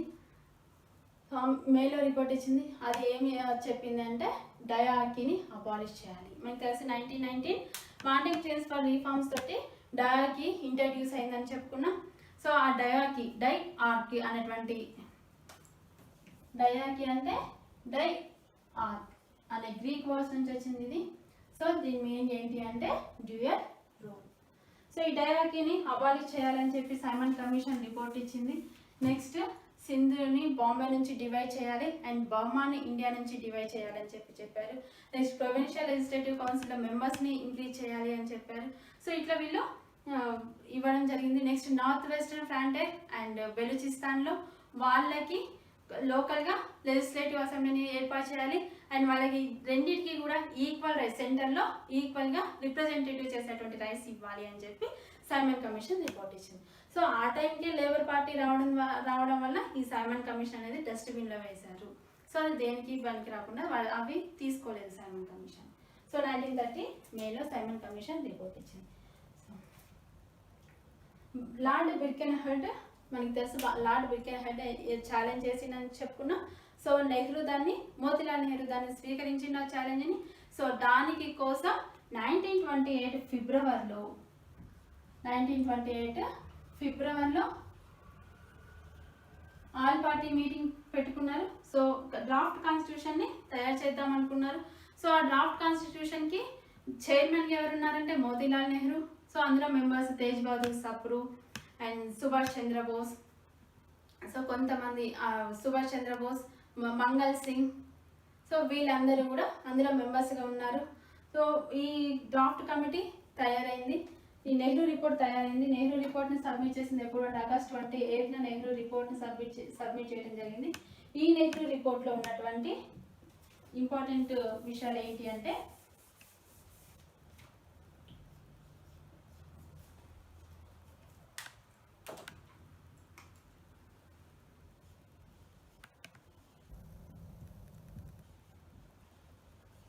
ఆగస్ట్ 28న నెహ్రూ రిపోర్ట్ సబ్మిట్ చేశారు. సో ఇందులో ఉన్నటువంటి ఇంపార్టెంట్ ఏంటి అంటే మాకు డొమినియన్ స్టేటస్ కావాలి. నెహ్రూ రిపోర్ట్లో ఉన్నటువంటి ఇంపార్టెంట్ మాకు డొమినియన్ స్టేటస్ కావాలి అని చెప్పారు. తర్వాత మనకు తెలుసు ముస్లిమ్స్కి స్పెషల్ ఎలక్టరేట్స్ వచ్చినాయి. ఎప్పుడు వచ్చినాయి ముస్లిమ్స్కి స్పెషల్ ఎలక్టరేట్స్? 1909 మింటో మాలే రిఫార్మ్స్ ద్వారా వాళ్ళకి ముస్లిమ్స్కి స్పెషల్ ఎలక్టరేట్స్ వచ్చినాయి అని చెప్పారు. సో ఆ 1909లో వచ్చినటువంటి స్పెషల్ ఎలక్టరేట్స్ని తీసివేసి ఎక్కడ ముస్లిమ్స్ మైనార్టీగా ఉంటారో అక్కడ వాళ్ళకి రిజర్వేషన్స్ని కల్పిద్దాము. సో కానీ ముస్లిమ్స్ ఎక్కడైతే ఎక్కువ ఉన్నారు, ఇప్పుడు పంజాబ్లో Bengal and north west frontier Punjab వీటిల్లో ముస్లిమ్స్ ఎక్కువ ఉన్నారు. సో ఎక్కడైతే ముస్లిమ్స్ ఎక్కువ ఉన్నారో అక్కడ వాళ్ళకి రిజర్వేషన్స్ లేవు. ముస్లిమ్స్ తక్కువ ఉన్న చోట మైనార్టీగా ఉన్న చోట మనం వాళ్ళకి రిజర్వేషన్స్ని కల్పిద్దామని చెప్పారు. అంటే దాని వద్ద సపరేట్ ఎలక్టరేట్స్ని తీసేద్దాం. సో నెక్స్ట్ లింగ్విస్టిక్ ప్రావిన్సెస్ని ఫామ్ చేద్దాం. తర్వాత వచ్చింది 19 ఫండమెంటల్ రైట్స్ని ఇందులో చెప్పడం జరిగింది. ఫండమెంటల్ రైట్స్ని వీళ్ళు చెప్పారు. 19 ఫండమెంటల్ రైట్స్. సో అందులో ఉమెన్కి మెన్కి ఈక్వల్గా ఓటు హక్కు, ఈక్వల్ రైట్స్ ఉంటాయి. సో 21 సంవత్సరాలు దాటిన వాళ్ళకి ఓటు హక్కు ఇవ్వాలి. ఇవి ముస్లిమ్స్ వాళ్ళ కల్చర్, వాళ్ళ రిలీజియన్ని ప్రొటెక్ట్ చేయాల్సిన అవసరం మనకుంది. సో వాళ్ళ రిలీజియన్, వాళ్ళ కల్చర్ని మనం ప్రొటెక్ట్ చేయాలి. సో సింధుని బాంబే నుంచి డివైడ్ చేయాలి. ఒక స్టేట్కి ఒక రిలీజియన్ అంటూ ఉండకూడదు, స్టేట్కి మతం ఉండొద్దు అని చెప్పి ఈ నెహ్రూ రిపోర్ట్లో చెప్పారు. అండ్ సుప్రీంకోర్టు ఏర్పాటు చేయాలని చెప్పారు. సో ఇండియన్ కాన్స్టిట్యూషన్కి హెడ్గా ఎవరు ఉంటారు? Governor general. ఇవి నెహ్రూ రిపోర్ట్లో ఉన్నటువంటి ఇంపార్టెంట్ పాయింట్స్. నెహ్రూ రిపోర్ట్ మీద 1928 డిసెంబర్లో కలకత్తా సెషన్ జరిగింది. దేని గురించి? ఈ నెహ్రూ రిపోర్ట్ మీద డిస్కషన్ కోసం. కలకత్తా సెషన్లో ఎవరు ప్రెసిడెంట్ అంటే మోతీలాల్ నెహ్రూ. సో దీని మీద నెహ్రూ రిపోర్ట్ సబ్మిట్ చేశారు కదా. సో ఈ నెహ్రూ రిపోర్ట్ మీద డిస్కషన్ కోసం ఈ ఐఎన్సి సెషన్ జరిగింది. సో ఇందులో వాళ్ళు ఒప్పుకోలేదు. ఎవరు ఒప్పుకోలేదు అంటే ముస్లిం లీగ్ వాళ్ళు ఒప్పుకోలేదు. ఎందుకు ముస్లిం లీగ్ వాళ్ళు ఒప్పుకోలేదు? మనం అనుకున్న వాళ్ళకి స్పెషల్ ఎలక్టరేట్స్ ఉన్నాయి. సో ఆ స్పెషల్ ఎలక్టరేట్స్ని తీసివేస్తాం మేము అని చెప్పారు కాబట్టి వీళ్ళు ఒప్పుకోలేదు. సో ఇంకా ఎవరు ఒప్పుకోలేదంటే అప్పుడు యూత్ లీడర్స్గా ఉన్న జవహర్ లాల్ నెహ్రూ, సుభాష్ చంద్రబోస్ వీళ్ళు ఒప్పుకోలేదు. ఎందుకు అంటే అసలు మనకి డొమినియన్ స్టేటస్ ఎందుకు? మనకి కంప్లీట్ ఇండిపెండెంట్ కావాలి. మీరు ఇంకా డొమినియన్ స్టేటస్ అంటే ఎట్లా అన్నారు. కానీ మోతీలాల్ నెహ్రూ, గాంధీ వీళ్ళు ఏమన్నారంటే ఇప్పుడు మనము ఇండిపెండెంట్ అంటే మనకు పాసిబిలిటీ అయ్యేవే మనం ఆలోచిద్దాం. సో డొమినియన్ స్టేటస్ అడుగుదాం కానీ ఇప్పుడు మనం కంప్లీట్ ఫ్రీడమ్ అంటే మాత్రం మనకి రాదు. సో మనకు పాసిబిలిటీ ఏదైతుందో అదే మనము ఇంప్లిమెంట్ చేద్దామని, అదే మనం అడుగుదామని చెప్పి వీళ్ళు అన్నారు మోతీలాల్ నెహ్రూ. బట్ వీళ్ళు మాత్రం అది ఒప్పుకోలేదు.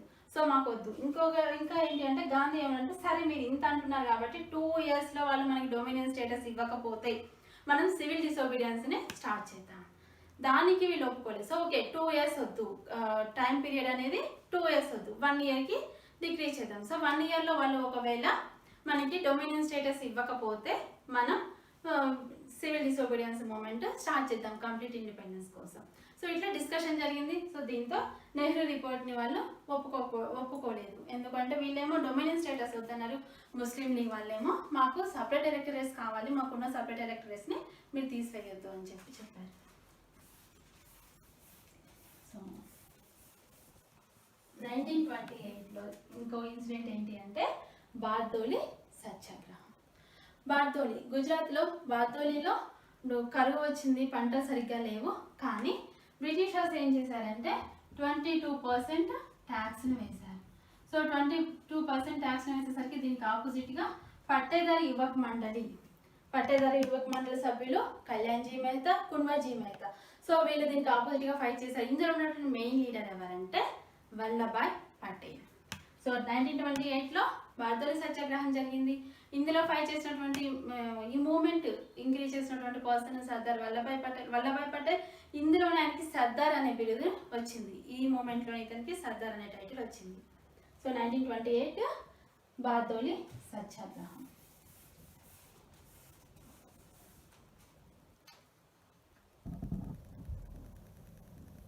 1929 మార్చి 28 ఏం జరిగింది? 1929 మార్చి 28న ఆల్ ముస్లిం లీగ్ వాళ్ళంతా కలిసి ఢిల్లీలో మీటింగ్ పెట్టుకున్నారు. ఇక్కడ జిన్నా 14 పాయింట్స్ని తయారు చేసింది. సో ముస్లిం లీగ్ వాళ్ళు ఆల్ ముస్లిమ్స్ అంతా ఒక మీటింగ్ పెట్టుకున్నారు. డిసెంబర్ 1929 మార్చి 28న ఢిల్లీలో మీటింగ్ జరిగింది. ఈ మీటింగ్లోనే జిన్నా 14 పాయింట్స్ని చెప్పడం జరిగింది. జిన్నా 14 పాయింట్స్. సో ఈ 14 పాయింట్స్లో మహమ్మద్ అలీ జిన్నా చెప్పింది ఫెడరల్ గవర్నమెంట్ కావాలన్నాడు, ఫెడరల్ గవర్నమెంట్. సో నెక్స్ట్ చెప్పింది ఏంటి అంటే మాకు 3/4 ఎక్కడైతే బిల్లు లెజిస్లేటివ్ అసెంబ్లీలో ఒక కమ్యూనిటీకి సంబంధించి బిల్లు పాస్ అవ్వాలంటే, ఒక కమ్యూనిటీకి సంబంధించి ఏదన్నా మనం నిర్ణయం తీసుకున్నప్పుడు ఆ బిల్లు పాస్ అవ్వాలంటే ఒకవేళ కమ్యూనిటీకి సంబంధించిన వాళ్ళు 3/4% మాకు ఈ బిల్లు నచ్చలేదు అని చెప్పారనుకో, అప్పుడు ఆ బిల్లు ఆ లెజిస్లేటివ్ అసెంబ్లీలో బిల్లు పాస్ అవ్వద్దు. అంటే 3/4% కంటే ఎక్కువ మంది ఓకే అంటే ఆ బిల్లు పాస్ అవ్వచ్చు కమ్యూనిటీకి సంబంధించి. అంటే వాళ్ళు మాత్రమే. ఇప్పుడు అందరూ అన్ని కమ్యూనిటీస్ కలిపి ఒక కమ్యూనిటీకి సంబంధించింది మనం డిసైడ్ చేయడానికి కరెక్ట్ కాదు. సో ఏ కమ్యూనిటీ గురించి మీరు నిర్ణయం తీసుకోవాలంటే దానికి సంబంధించి 3/4% మంది ఓకే అంటే ఆ బిల్లు పాస్ అవ్వాలి, లేకపోతే లేదు. సో ఫెడరల్ గవర్నమెంట్ కావాలి ఫస్ట్ వన్. నెక్స్ట్ 3/4% మంది ఓకే అనాలి. సో లెజిస్లేటివ్ అసెంబ్లీలో 1/3% రిజర్వేషన్ ముస్లిమ్స్కు ఉండాలి. 1/3% లెజిస్లేటివ్ అసెంబ్లీలో ఉండాలి. అండ్ సెంట్రల్ లెజిస్లేటివ్లో కూడా 1/3% రిజర్వేషన్ ముస్లిమ్స్కి ఉండాలి. అండ్ సివిల్ సర్వీస్ జాబ్స్లో కూడా 1/3% ముస్లిమ్స్కి రిజర్వేషన్ ఉండాలి. ముస్లిమ్స్కి సివిల్ సర్వీసెస్లో కూడా రిజర్వేషన్ ఉండాలి. సో బాంబేని సింధు నుంచి డివైడ్ చేయాలి. సో ఇవి వాళ్ళు చెప్పినటువంటి మహమ్మద్ అలీ జిన్నా చెప్పింది. సో మాకు సపరేట్ ఎలక్టరేట్స్ మాకు ఉండాలి. ఇవి జిన్నా 14 పాయింట్స్లో ఇంపార్టెంట్. సో ఇందులో ఇతను చెప్పింది ఏంటి అంటే దేనికి స్టేట్కి మతం అంటూ ఉండొద్దు. ఆల్రెడీ మనకి నెహ్రూ రిపోర్ట్లో కూడా స్టేట్కి సంబంధించి మతం ఉండొద్దు అని చెప్పారు. వీళ్ళు కూడా మహమ్మద్ అలీ జిన్నా కూడా మతం ఒక స్టేట్కి సంబంధించి మతం అంటూ ఉండొద్దు. సో ఇదే మనం ప్రజెంట్ మన కాన్స్టిట్యూషన్లో కూడా మనం ఫాలో అవుతున్నాం. సో ఇవి జిన్నా యొక్క important points. So 1929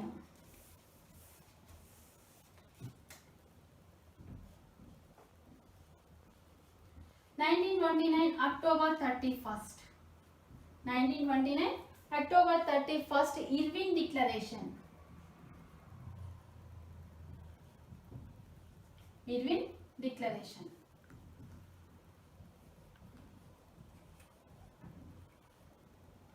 so 1929 October 31st Irwin declaration.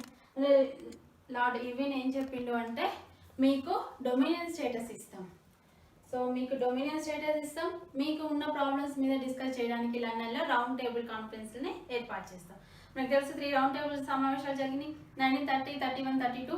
So మీకు రౌండ్ టేబుల్ కాన్ఫరెన్స్ లండన్లో జరిపిస్తాం అండ్ డొమినియన్ స్టేటస్ ఇస్తాం. అయితే ఇక్కడ ఇర్విన్ ఏం చెప్పిండు అంటే డొమినియన్ స్టేటస్ ఇస్తామని చెప్పిండు, కానీ టైం మెన్షన్ చేయలేదు. ఈ టైం వరకు మీకు ఇస్తామని మాత్రం మెన్షన్ చేయలేదు. మీకు డొమినియన్ స్టేటస్ ఇస్తాం అంతే. నెక్స్ట్ తర్వాత మీకు ఏమన్నా ప్రాబ్లం ఉన్నా మీ ప్రాబ్లమ్స్ మీద డిస్కస్ చేయడానికి లండన్లో రౌండ్ టేబుల్ సమావేశాన్ని ఏర్పాటు చేస్తాం. సో ఇది Irwin declaration 1929 October 31st. So 1929 డిసెంబర్లో ఐఎన్సీ జరిగింది లాహోర్లో. ఇది ఇంపార్టెంట్ ఐఎన్సీ 1929.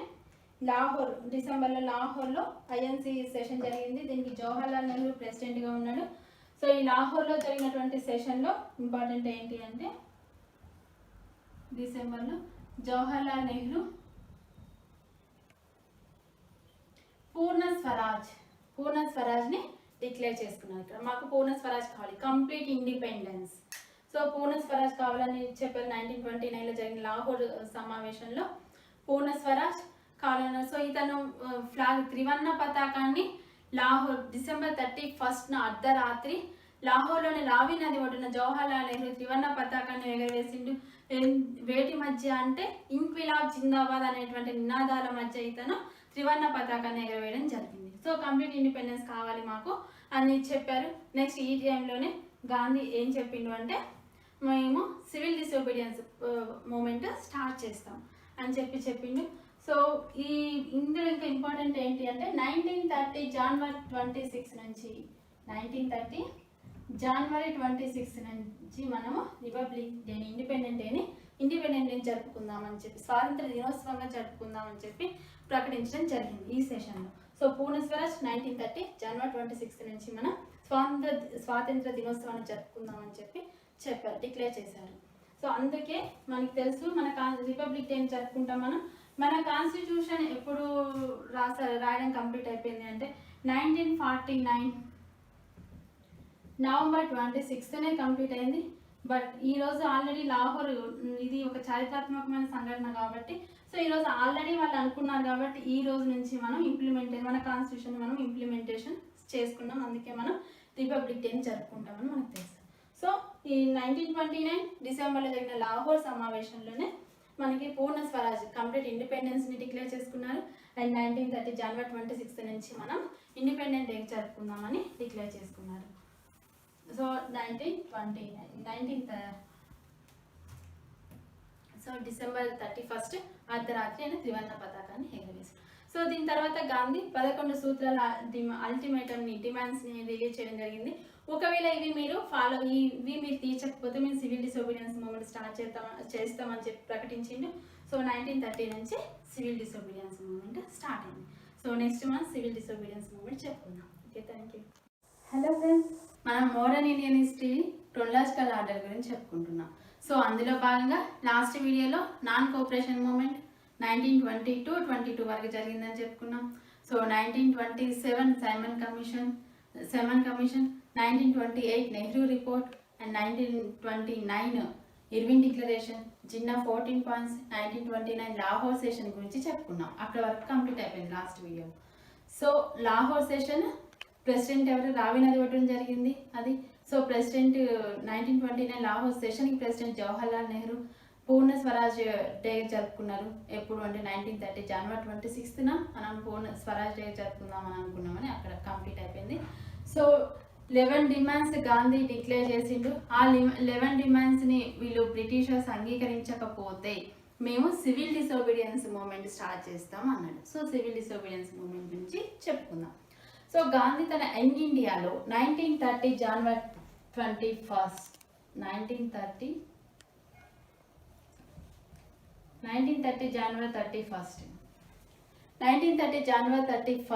యంగ్ ఇండియాలో మహాత్మా గాంధీ 11 డిమాండ్స్ని చెప్పిండు. సో ఇవి తీర్చకపోతే మేము సివిల్ డిసోబీడియన్స్ మూమెంట్ స్టార్ట్ చేస్తామని చెప్పిండు. సో 11 డిమాండ్స్ ఏంటి అంటే అందులో ఇంపార్టెంట్ పాయింట్స్ 50% వరకు వాళ్ళకి ఎక్స్పెండిచర్ తగ్గించాలి. ఎవరి మీద, ఆర్మీ మీద, సివిల్ సర్వీసెస్ మీద పెట్టే ఎక్స్పెండిచర్ని 50% రెడ్యూస్ చేయాలి. నెక్స్ట్ ల్యాండ్ రెవెన్యూని 50% రెడ్యూస్ చేయాలని చెప్పారు. టోటల్ ప్రొహిబిషన్ లైక్ మద్యపాన నిషేధం లాంటివి చేయాలి అని చెప్పారు. సో నెక్స్ట్ సాల్ట్ మీద, ఉప్పు మీద పన్నుని రద్దు చేయాలి అని చెప్పిండు. ఉప్పు పన్నుని రద్దు చేయాలి. పోస్టల్ బిల్ని ఇంట్రడ్యూస్ చేయాలి. అండ్ కోస్టల్ షిప్పింగ్లో ఇండియన్స్కి రిజర్వేషన్ కావాలి. సో ఇవి డిమాండ్స్ని ఆయన ప్రకటించిండు. ఈ డిమాండ్స్ని ఇంకొకటి పొలిటికల్ ప్రిజనర్స్ని రిలీజ్ చేయాలి, రాజకీయ ఖైదీలను రిలీజ్ చేయాలి. సో ఈ డిమాండ్స్ని చెప్పి ఈ డిమాండ్స్ మీరు నెరవేర్చకపోతే నేను సివిల్ డిసోబీడియన్స్ మూమెంట్ని స్టార్ట్ చేస్తా. సో సాల్ట్ లాని నేను బ్రేక్ చేస్తా. సాల్ట్ లా ఎప్పుడు వచ్చింది? 1882లో సాల్ట్ యాక్ట్ని తీసుకొచ్చారు బ్రిటిషర్స్ 1882లో అని చెప్పిండు. సో ఆయన చెప్పిన ఈ 11 డిమాండ్స్ని వాళ్ళు ఒప్పుకోలేదు బ్రిటిషర్స్. సో ఈయన సివిల్ డిసోబీడియన్స్ మూమెంట్ స్టార్ట్ చేసింది. సివిల్ డిసోబీడియన్స్ మూమెంట్ ఎప్పటి నుంచి, సివిల్ డిసోబీడియన్స్ ఎస్ఏ రాసింది ఎవరు అంటే Henry David Thoreau. So civil disobedience movement మనకి ఎప్పటి నుంచి ఎప్పటి వరకు జరిగింది? 1930 to 1934 వరకు జరిగింది. సో ఇది 2 దశలుగా జరిగింది. 1930 to 1934 వరకు జరిగింది. 2 స్టేజెస్లో సివిల్ డిసోబీడియన్స్ మూమెంట్ స్టార్ట్ అయింది. సో స్టార్టింగ్ సో వాళ్ళు ఒప్పుకోకపోయేసరికి 1930 March 12న 1930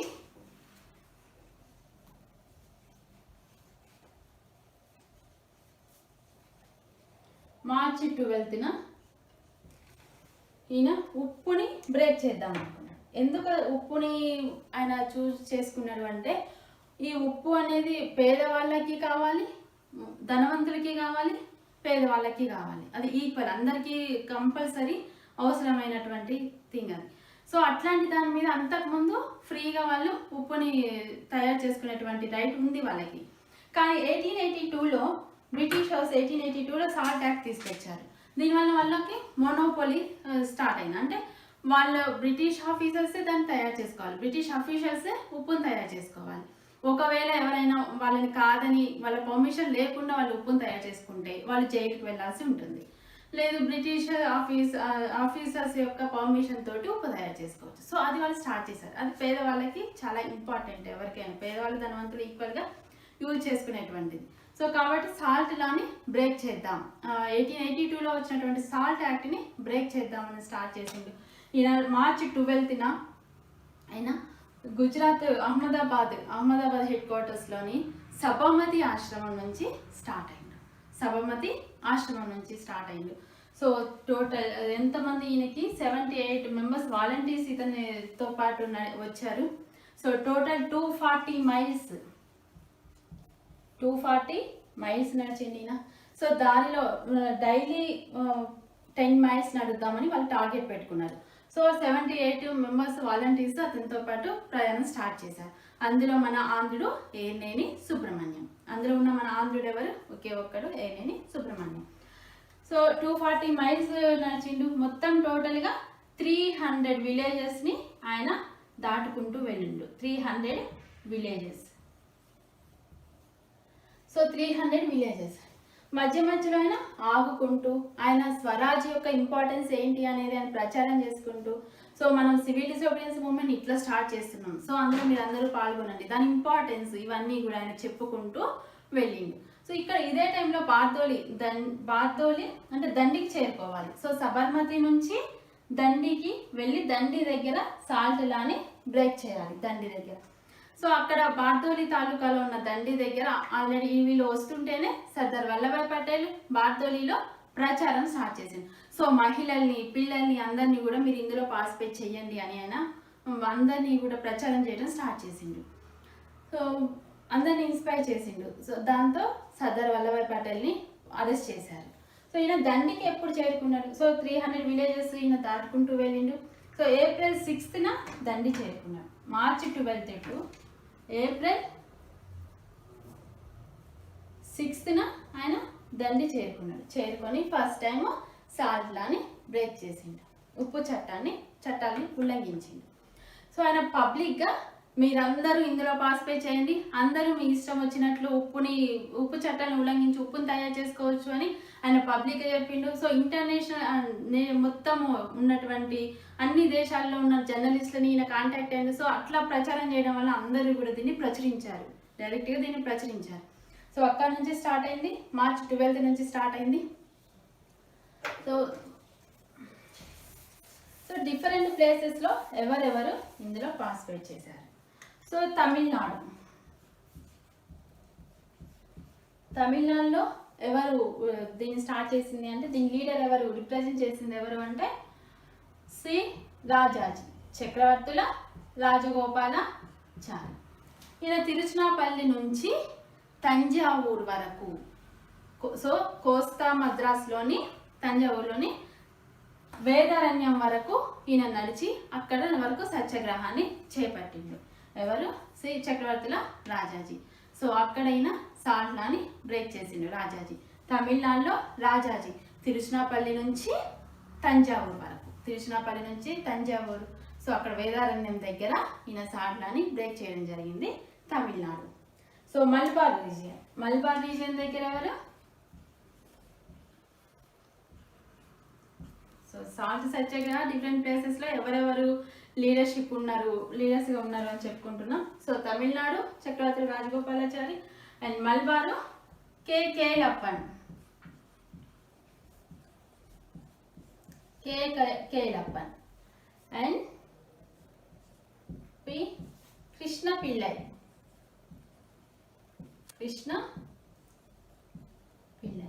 so Kelappan also known as Kerala Gandhi.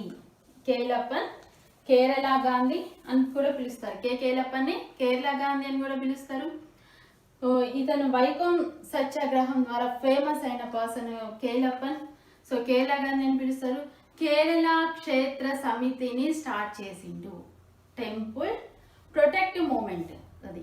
So Kerala క్షేత్ర సమితిని స్టార్ట్ చేసింది కేలప్పన్. కేరళ గాంధీ ఎవరు అంటే కేలప్పన్. సో మలబార్ రీజియన్ లో ఉన్నది ఎవరు? Kelappan and Krishna Pillai and Kelappan. Krishna Pillai Kerala communist movement ని స్టార్ట్ చేసింది. కృష్ణ పిల్లై. సో మలబార్ రీజియన్ లో Krishna Pillai and Kelappan and Krishna Pillai. So next Bengal.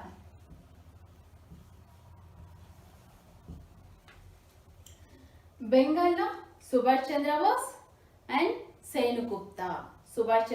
బెంగాల్లో సుభాష్ చంద్రబోస్ అండ్ సేనుగుప్తా వీళ్ళిద్దరు కూడా 2 సెక్షన్స్గా డివైడ్ అయ్యి ఈ మూమెంట్ని చేశారు. సుభాష్ చంద్రబోస్ అండ్ సేనుగుప్తా, బెంగాల్. సో ఆంధ్రప్రదేశ్, ఏపీలో ఎవరు? కొండ వెంకటప్పయ్య. దేశభక్త అనే బిరుదు దీనికి, కొండ Venkatappayya, AP. So Orissa,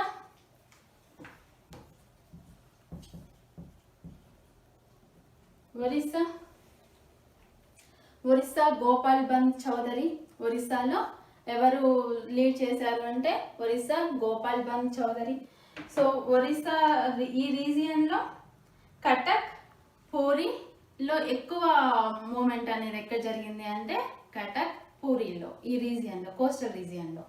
so Orissa Gopal Bandhu Chaudhary, A P Konda Venkatappayya. Next north west provinces. And పేష్వార్లో ఎవరు అంటే ఖాన్ అబ్దుల్ గఫార్ ఖాన్. ఖాన్ అబ్దుల్ గఫార్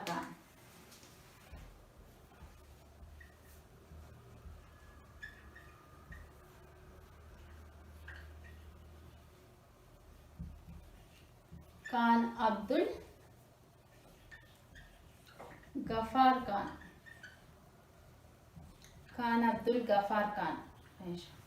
సో ఈయన ఫ్రాంటైర్ గాంధీ, సరిహద్దు గాంధీ. సో ఈయన ఏమంటారు? సరిహద్దు గాంధీ, ఫ్రాంటైర్ గాంధీ అంటారు.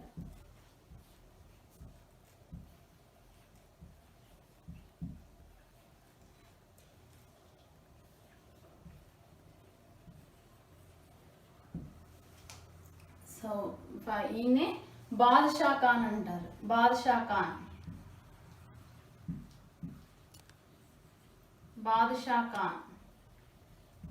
Khan Abdul Ghaffar Khan, also known as frontier Gandhi, సరిహద్దు గాంధీ అండ్ బాద్షా ఖాన్ అంటారు. సో ఖుదాయి ఖిద్మత్గర్ని ఫామ్ చేసింది అంటే రెడ్ షర్ట్స్. మనకి గారిబాల్డి కూడా వరల్డ్ హిస్టరీలో వస్తుంది. రెడ్ షర్ట్స్ను ఆయన ఫామ్ చేసిండు. సో ఇతను ఖుదాయి ఖిద్మత్గర్ని ఫామ్ చేసిండు, ఆయన రెడ్ షర్ట్స్ అంటారు. ఖుదాయి ఖిద్మత్గర్ మీన్స్ సర్వెంట్స్ ఆఫ్ గాడ్, భగవంతుని సేవకులు. సో ఫ్రాంటైర్ గాంధీ, బాద్షా ఖాన్ అని అంటారు. సో వీళ్ళు చాలా ఉచితంగా ఈయన చేయడం జరిగింది. సో ఈయనని ఏప్రిల్ 30, 1930 ఏప్రిల్ 30న ఈయన అరెస్ట్ చేయడం జరిగింది. ఖాన్ అబ్దుల్ గఫార్ ఖాన్ బ్రిటిషర్స్ అరెస్ట్ చేశారు. ఏప్రిల్ 14న జవహర్లాల్ నెహ్రూని అరెస్ట్ చేశారు. సో సో ఆయన బాంబే, మద్రాస్ అక్కడ చేసేటువంటి దాంతో జవహర్లాల్ నెహ్రూని అరెస్ట్ చేశారు. April 14, April 30 ఖాన్ అబ్దుల్ గఫార్ ఖాన్ని అరెస్ట్ చేయడం జరిగింది. సో ఈ వీళ్ళు చేసేటువంటి వాటికి అంటే వీళ్ళు చేసే ఉద్యమానికి గహల్వాల్కి సంబంధించిన సైనికులు కూడా అంటే బ్రిటిషర్స్ ఆ సైనికుల్ని వీళ్ళని అటాక్ చేయమని చెప్తే వాళ్ళు దానికి ఒప్పుకోలేదు. వీళ్ళ మీద అటాక్ చేయడానికి వాళ్ళు ఒప్పుకోలేదు గహల్వా సైనికులు. సో ఖాన్ అబ్దుల్ గఫార్ ఖాన్కి జవహర్లాల్ నెహ్రూ అవార్డు వచ్చింది, భారత రత్న అవార్డు వచ్చింది. సో జవహర్లాల్ నెహ్రూ అవార్డు ఎప్పుడు వచ్చింది? 1967లో వచ్చింది ఖాన్ అబ్దుల్ గఫార్ ఖాన్కి. అండ్ భారత రత్న అవార్డు 1987లో వచ్చింది. సో ఈయన Khan Abdul Ghaffar Khan also known as frontier Gandhi and Khudai Khidmatgar అనేటువంటి ఆర్మీని ఈయన ఫామ్ చేసిండు. ఖుదాయి ఖిద్మత్గర్ని ఫామ్ చేసిండు Khan Abdul Ghaffar Khan. And Bharat Ratna award, Jawaharlal Nehru award వచ్చింది. అస్సాంలో లార్డ్ కన్నింగ్ ఒక సర్క్యులర్ని తీసుకొని వచ్చింది, ఒక డిక్లరేషన్ తీసుకొచ్చింది అస్సాంలో. ఏంటి ఆ డిక్లరేషన్ అంటే పేరెంట్స్ తోటి ఆ డిక్లరేషన్ మీద సైన్ పెట్టించాలి. ఏంటిది అంటే స్టూడెంట్స్ ఏ ఎడ్యుకేషన్లో కూడా యాక్టివ్గా పార్టిసిపేట్ చేయొద్దు, గవర్నమెంట్కి ఆపోజిట్గా చేసేటువంటి ఇందులో కూడా వీళ్ళు ప్రొటెస్ట్ చేయకూడదు, సో ఇందులో కూడా వీళ్ళు యాక్టివ్ పార్టిసిపేషన్ ఉండొద్దు, సో దాని మీద ఎడ్యుకేషన్ చేయొద్దు అన్న దాన్ని పేరెంట్స్ తోటి సైన్ పెట్టించుకున్నాడు. సో దానికి ఆపోజిట్గా ఈ స్టూడెంట్స్ అస్సాంలో ఫైట్ చేశారు. దానికి ఆపోజిట్గా స్టూడెంట్స్ అందులో ఫైట్ చేశారు. సో బీహార్లో నకాస్ పాండ్ దగ్గర సాల్ట్లను బ్రేక్ చేశారు. ఎవరు అంటే అంబికా ఖాన్ దాస్. బీహార్ అంబికా ఖాన్ దాస్. చంపారన్, సరన్ అనే డిస్ట్రిక్ట్స్లో ఎక్కువ జరిగింది ఇక్కడ యాక్చువల్గా. సో నకాస్ పాండ్ దగ్గర సాల్ట్ లాను బీహార్లో బ్రేక్ చేసిన person Ambika Khan Das.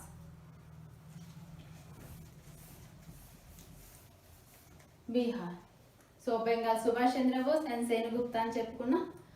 Manipur and Nagaland.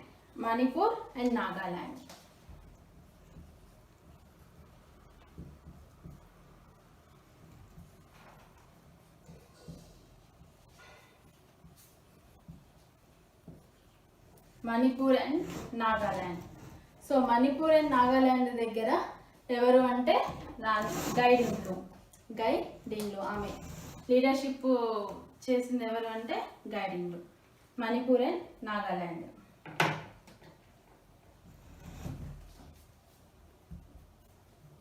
గైడింగ్లు.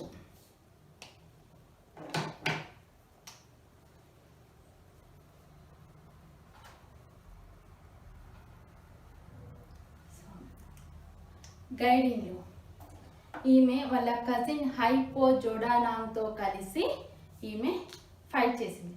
So ఈ Gaidinliu Naga spiritual and political leader. Gaidinliu ఎవరు? Naga spiritual leader. సో ఈ అమ్మాయి 13 years ఓల్డ్ నుంచి ఈమె బ్రిటిషర్స్కి ఆపోజిట్గా ఫైట్ చేయడం స్టార్ట్ చేసింది. సో ఈమె బ్రిటిషర్స్కి ఆపోజిట్గా మనము ఫైట్ చేద్దాం, we are free people, the white men should not rule over us, we are free people, the white men should not rule over us అని ఈమె డిక్లేర్ చేసింది. సో వాళ్ళ కింద మనం చేయడానికి వీలు లేదు అని ఈమె ఫైట్ చేయడం జరిగింది. సో అందుకు ఈమె 1932లో అరెస్ట్ చేశారు. ఆల్రెడీ హైపో జోడానాంగ్కి ఉరి తీశారు, ఆయనేమో ఉరి తీశారు. సో ఈమెనేమో అరెస్ట్ చేశారు. సో అరెస్ట్ చేసిన తర్వాత 1932లో ఈమెను అరెస్ట్ చేశారు. 1937లో జవహర్లాల్ నెహ్రూ ఈమెని జైల్లో కలిసి ఈమెకి రాణి అనే బిరుదు ఇచ్చిండు. అప్పుడు రాణి గైడింగ్లు మనకి ఆల్రెడీ తెలుసు. రాణి గైడింగ్లు అంటే సో మణిపూర్లో ఉన్న ఆమె ఫైట్ చేసిన ఆమె రాణి గైడింగ్లు. ఆయన ఇచ్చి జవహర్లాల్ నెహ్రూ ఈ రాణి అనే టైటిల్ ఇవ్వడం జరిగింది. ఇచ్చి ఆయన ఏమన్నాడంటే ఈమెని జ్ఞప్తికి తెచ్చుకునే రోజు మనకు వస్తుంది ముందు. సో ఈమెను మన మనసులో పదిలంగా దాచుకునే రోజు వస్తుంది అని జవహర్లాల్ నెహ్రూ అన్నారు. సో జవహర్లాల్ నెహ్రూ రాణి గైడింగ్ల గురించి ఏమన్నారు? ఈమెని మనము జ్ఞప్తికి తెచ్చుకునే రోజు వస్తుంది, మన మనసులో పదిలంగా దాచుకునే రోజు వస్తుంది అని చెప్పి జవహర్లాల్ నెహ్రూ ఈమెని గురించి అన్నారు. సో ఫ్రీడమ్ వచ్చిన తర్వాత మనకి 1947లో ఈమెని తురా జైలు నుంచి రిలీజ్ చేయడం జరిగింది. తురా జైలు నుంచి మేఘాలయలో లొకేట్ అయింది. సో తురా జైలు నుంచి ఈమెని రిలీజ్ చేశారు 1932లో. ఈమెను అరెస్ట్ చేశారు. 1947 మనకి ఫ్రీడమ్ వచ్చి ఇండిపెండెంట్ వచ్చిన తర్వాత ఈమెని రిలీజ్ చేయడం జరిగింది. రాణి గైడింగ్లో, ఎక్కడ మణిపూర్లో. సో హవారీ బజార్ దగ్గర అంటే ఈ గాంధీజాన్ని చూసి ఇన్ఫ్లుయెన్స్ అయ్యి ట్రైబల్స్ రివోల్ట్ చేశారు. సో అక్కడ వాళ్ళు ట్రైబల్స్కి ఎవరు వాళ్ళు చేశారు లీడర్షిప్ అంటే బోండామాజీ అండ్ సోమరామాజీ. బోండామాజీ అండ్ సోమరామాజీ గాంధీజాన్ని చూసి ఇన్ఫ్లుయెన్స్ అయ్యి ట్రైబల్ రివోల్ట్ని స్టార్ట్ చేశారు. Bonda Majhi and Somra Majhi. Bonda Majhi and Somra Majhi. So next Bengal Bihar ప్లేస్లో చౌకీదార్ ట్యాక్స్కి ఆపోజిట్గా ప్రజలు ఫైట్ చేశారు. సో బీహార్లో ఎవరు ఈ చౌకీదార్ ట్యాక్స్కి ఆపోజిట్గా ఫైట్ చేసిన వాళ్ళు ఎవరు అంటే Babu Rajendra Prasad. So next Maharashtra, Karnataka and central provinces. Maharashtra, Karnataka, central ప్రావిన్సెస్లో ఫారెస్ట్ మన ట్రైబల్ పీపుల్స్ ఫైట్ చేశారు. ఎందుకు అంటే వాళ్ళకి యాక్చువల్గా అటవీ సంపద, గిరిజనులకి ఏంటి మెయిన్ వాళ్ళ జీవనోపాధి అడవులపై ఆధారపడటం. సో అట్లాంటిది ఈ బ్రిటిషర్స్ వచ్చిన తర్వాత వాళ్ళు పశువుల మేత మీద, అటవీ కలప మీద ట్యాక్స్ వేయడం స్టార్ట్ చేశారు.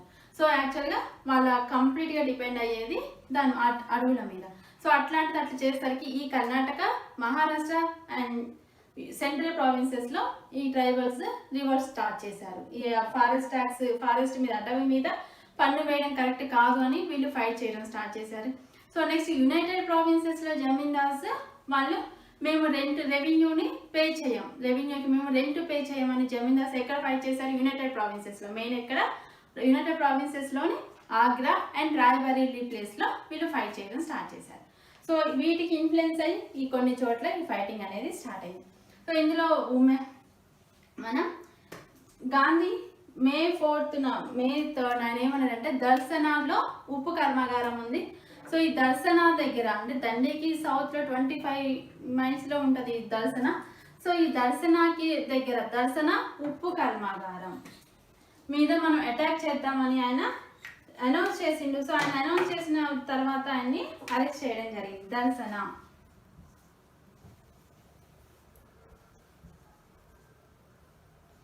దర్శన సాల్ట్ వర్క్స్. సో ఈ దర్శన సాల్ట్ వర్క్ మీద మనం అటాక్ చేద్దామని ఆయన చెప్పిన టైంలోనే గాంధీని ఎప్పుడు అరెస్ట్ చేశారు అంటే మే 4న అరెస్ట్ చేయడం జరిగింది. మే 4న.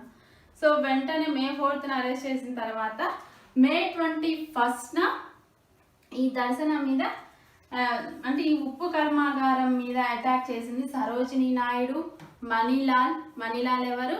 గాంధీ కుమారుడి మణిలాల్. సో ఇమాం సలీం వీళ్ళు కలిసి దీని దర్శన ఉప్పు కర్మాగారంపై అటాక్ చేశారు.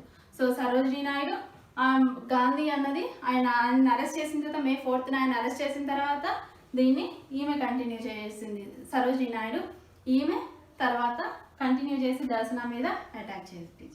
సో ఆ ఉప్పు కర్మాగారం మీద అటాక్ చేసినప్పుడు పోలీసులు చాలా దారుణంగా లాఠీ చార్జ్ చేశారు. చాలామంది గాయపడ్డారు, 2 చనిపోయారు.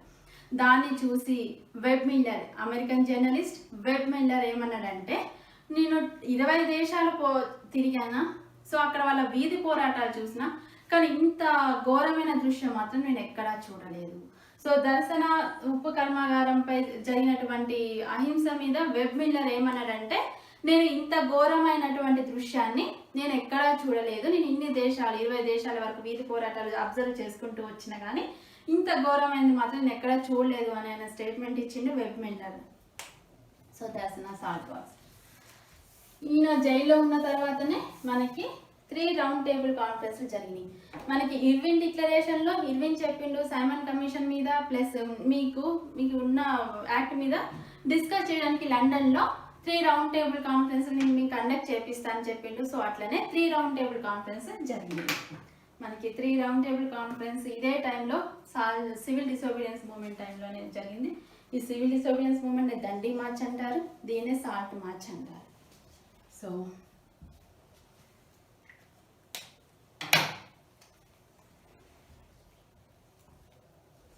1930 November 12th to జనవరి 1931 వరకు first round table.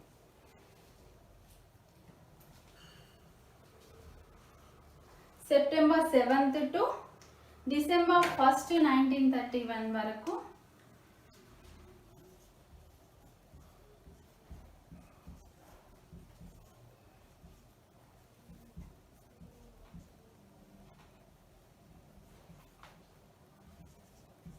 second round table. So third round table November 17 to December 24 1932. So this is first round table, November 12 January 1931 and September 7 December 1st second round table. ఇవన్నీ మనకి లండన్లో జరిగినాయి. So third round table November 17 to December 24 1932లో third round table జరిగింది. ఇవన్నీ లండన్లో జరిగినాయి. అప్పుడు British PM Ramsay MacDonald. So first round table conference గురించి మాట్లాడితే 1930 నవంబర్ 12 జనవరి 1931 జరిగింది. సో ఫస్ట్ రౌండ్ టేబుల్ కాన్ఫరెన్స్కి INC Indian national Congress attend అవ్వలేదు. సో దీనికి అటెండ్ అయినటువంటి వాళ్ళు అంటే సైమన్ కమిషన్ రిపోర్ట్ని మనం దాన్ని అబ్జర్వ్ చేయడానికి దాన్ని పరిశీలించడానికి రౌండ్ టేబుల్ కాన్ఫరెన్స్లు పెట్టుకుందాం అనుకున్నారు. సో అట్లా అప్పుడు బ్రిటిష్ పిఎం అయింది రామ్సే మెక్డొనాల్డ్ ఉన్నాడు ఈ టైం. సో ఆయన స్టార్ట్ చేసిండు. సో అప్పుడు అటెండ్ అయిన వాళ్ళు ఎవరు అంటే Baroda Maharaja, Bikaner Maharaja and Patiala, Jammu and Kashmir. So వీళ్ళంతా అటెండ్ అయ్యారు. సో మన హైదరాబాద్ నుంచి అటెండ్ అయిన పర్సన్ ఎవరంటే Akbar Hydari, Hyderabad Diwan Akbar Haidari.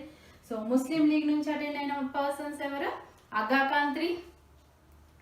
ఖాంత్రీ, Mohammad Shafi, Mohammad Ali Jinnah, Fazlul Haq.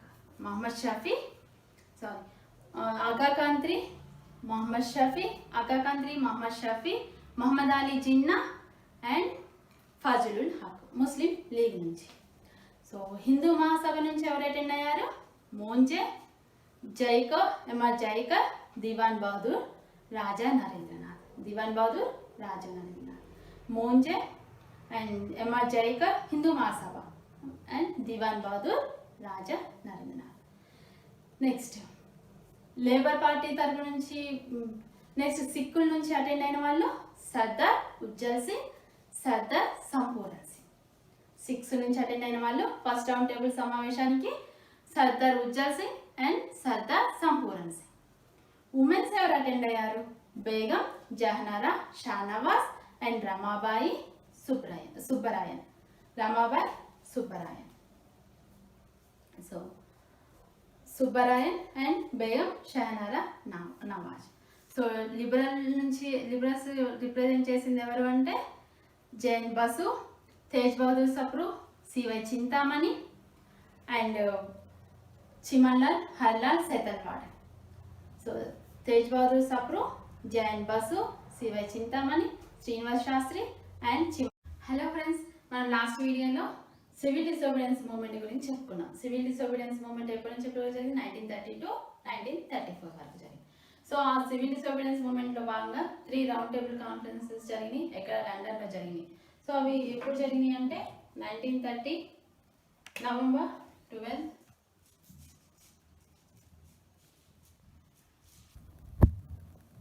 1930 to January 1931 first round table conference.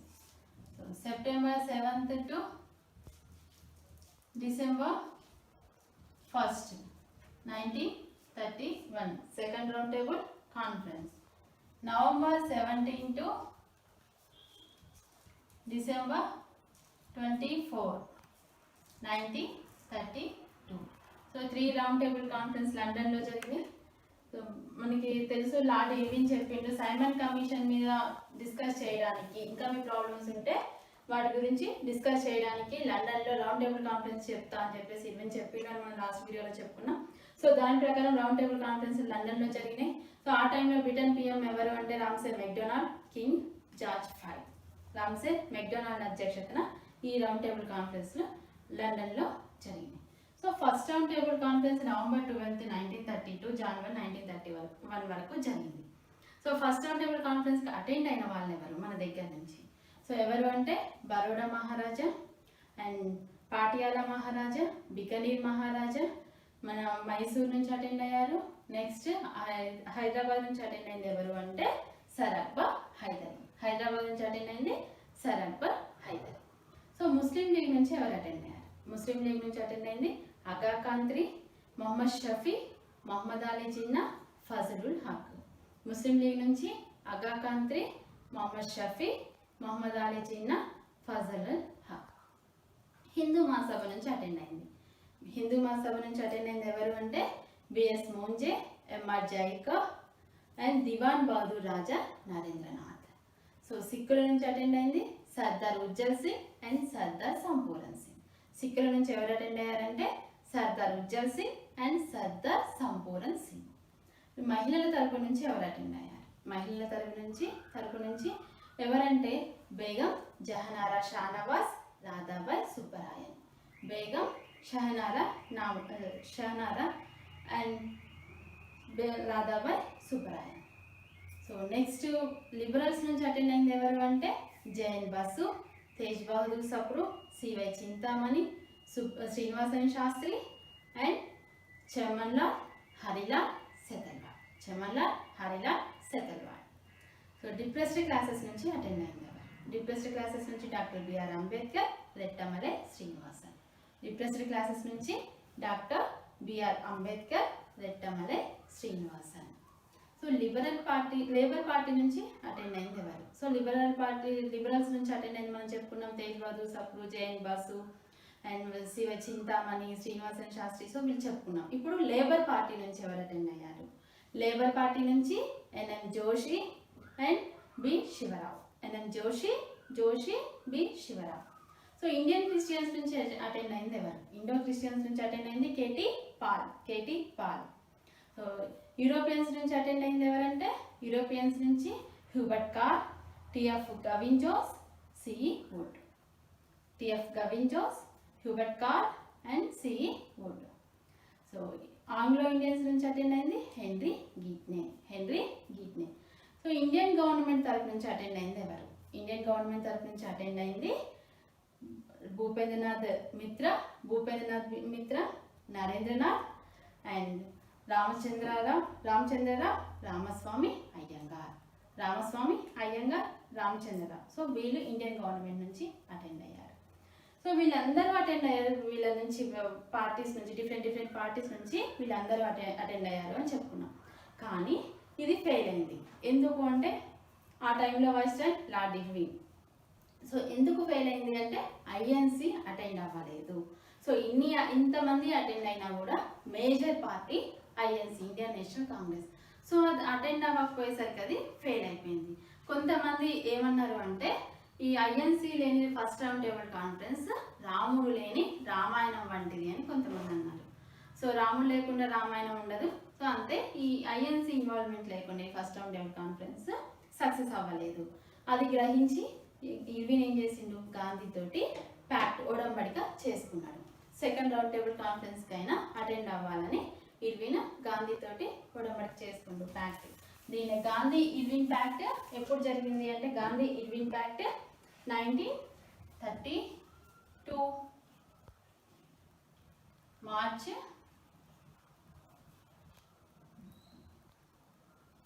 Gandhi Irwin pact 1931 మార్చి 5న జరిగింది. గాంధీ ఇర్విన్ ప్యాక్ట్ 1931 మార్చి 5న జరిగింది గాంధీ ఇర్విన్ ప్యాక్ట్. ఎందుకు అంటే సెకండ్ రౌండ్ టేబుల్ కాన్ఫరెన్స్కి అయినా అటెండ్ అవ్వాలి అని వాళ్ళు.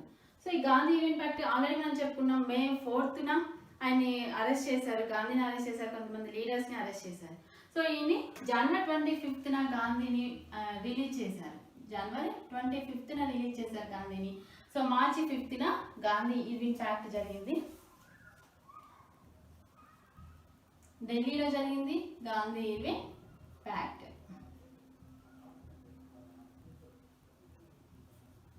ఢిల్లీలో జరిగింది Gandhi Irwin pact.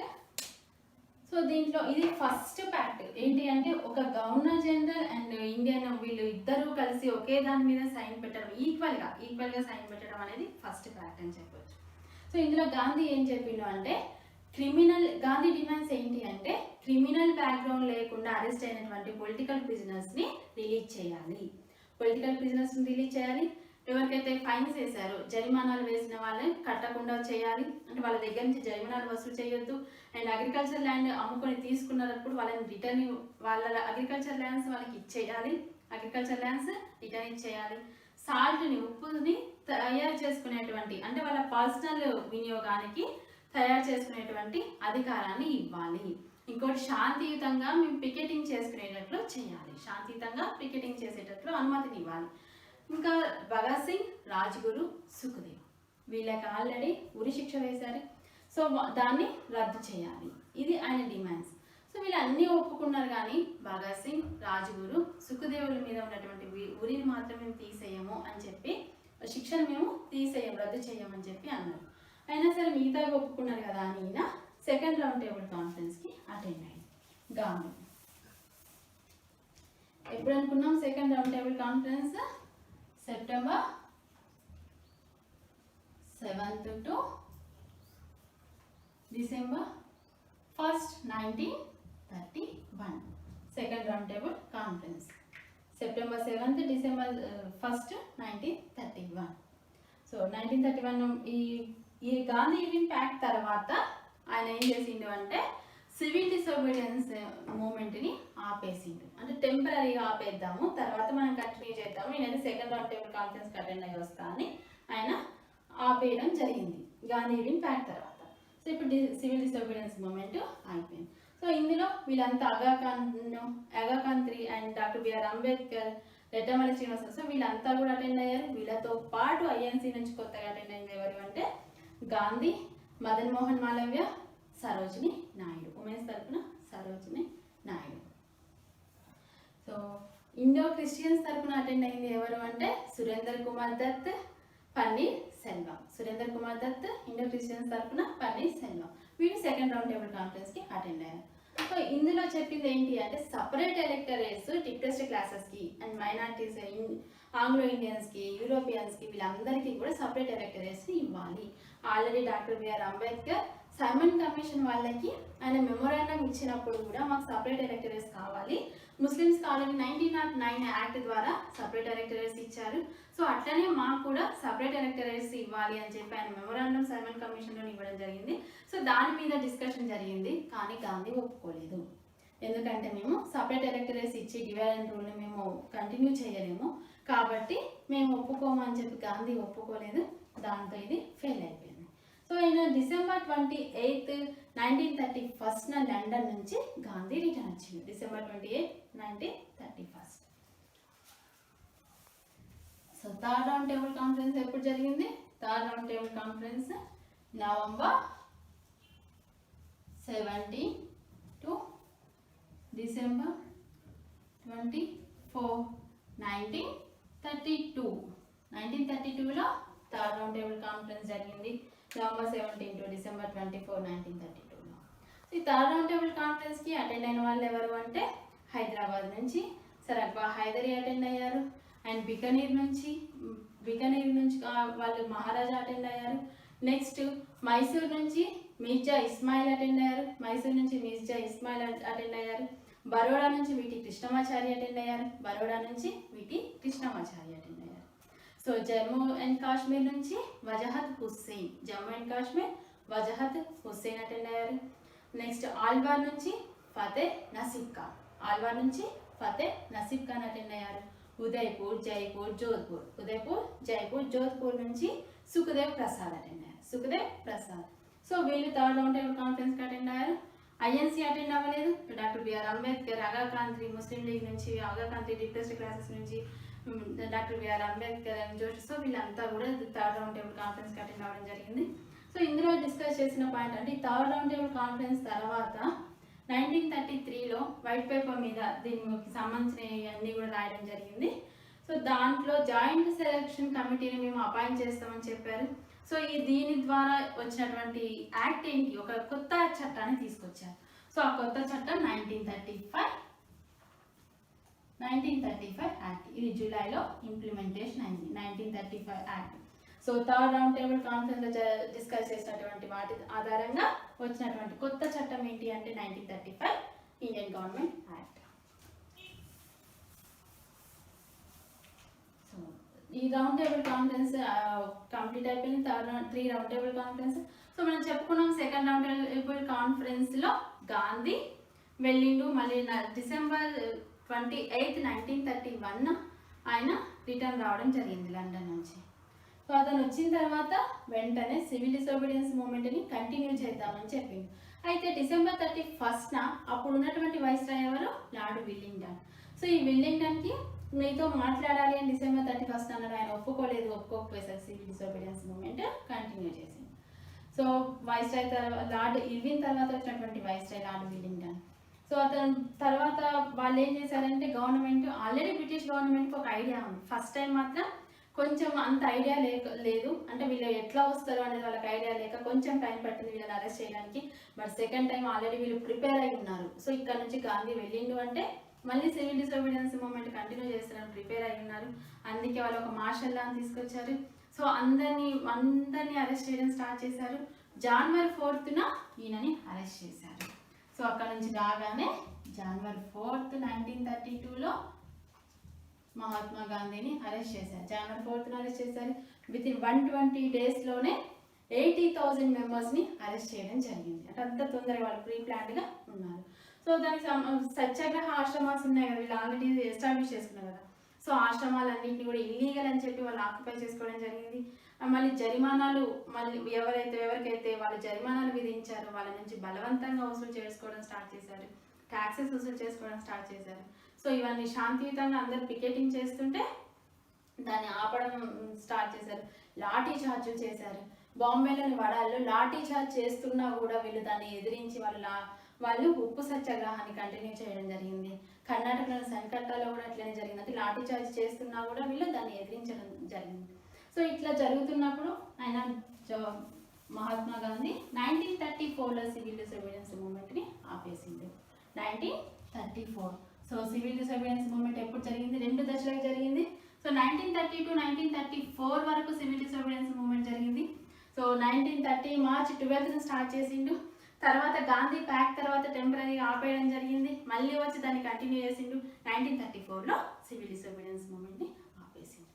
So Brailsford అనే అతను ఏం చెప్పిండు అంటే ఏమన్నాడంటే ఇటీవల జరిగిన పోరాట ఫలితంగా సో ప్రజల హృదయాల్లో వాళ్ళు స్వాతంత్రాన్ని గెలుచుకున్నారు. ప్రజలు వాళ్ళ హృదయాల్లో స్వాతంత్రాన్ని గెలుచుకున్నారు. వాళ్ళ హృదయాల్ని స్వేచ్ఛగా ఉంచుకున్నారు. వాళ్ళ హృదయాల్లో స్వాతంత్రాన్ని గెలుచుకున్నారు. అంటే విన్నవ్వకపోయినా కూడా వాళ్ళ హృదయాల్లో స్వాతంత్రాన్ని మాత్రం గెలుచుకున్నారు అని బ్రెయిన్ ఫీల్డ్ చెప్పిండు ఈ సివిల్ డిసోబీడియన్స్ మూవ్మెంట్ గురించి. సో 1931లో కరాచీ సెషన్ జరిగింది. 1931లో కరాచీ సెషన్ 1931 మార్చ్లో జరిగింది. Karachi session INC session Karachi session మార్చ్లో జరిగింది. 1931 మార్చ్లో జరిగింది. సో ఈ కరాచీ సెషన్కి ప్రెసిడెంట్ ఎవరు అంటే సర్దార్ వల్లభాయ్ పటేల్. ఇది గాంధీ ఈవెంట్ ప్యాక్ తర్వాత జరిగింది. తర్వాత మార్చి 23న ఎవరిని ఊరు తీశారు? మార్చి 23న భగత్ సింగ్, రాజ్గురు, సుఖదేవుల్ని ఊరు తీశారు. సో దీని తర్వాత కరాచీ సెషన్ జరిగింది. సో ఈ సెషన్కి అటెండ్ అయ్యేవాళ్ళు అంటే వీళ్ళ గుడిని వీళ్ళు ఆపలేకపోయారు, దాన్ని డిమాండ్ చేయలేకపోయారు అని చాలామంది బ్లాక్ ఫ్లాగ్స్ తోటి నల్ల జెండాలతోటి వాళ్ళ నిరసనని తెలియజేశారు. సో ఈ సెషన్లో వీళ్ళని పొగడడం జరిగింది. వీళ్ళని గురించి భగత్ సింగ్, రాజ్గురు, సుఖదేవ్. సో ఈ అమరవీరుల గురించి వీళ్ళు పొగిడారు ఇందులో ఈ కరాచీ సెషన్లో.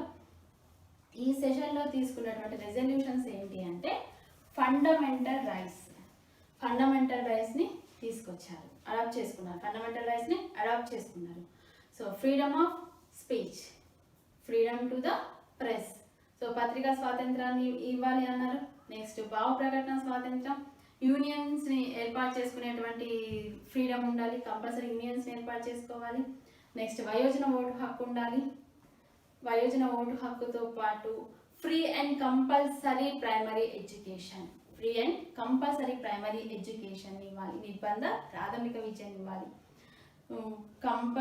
క్యాస్ట్ జెండర్ అనేటువంటి తేడా లేకుండా ప్రతి ఒక్కరికి ఈక్వల్ రైట్స్ ఇవ్వాలి.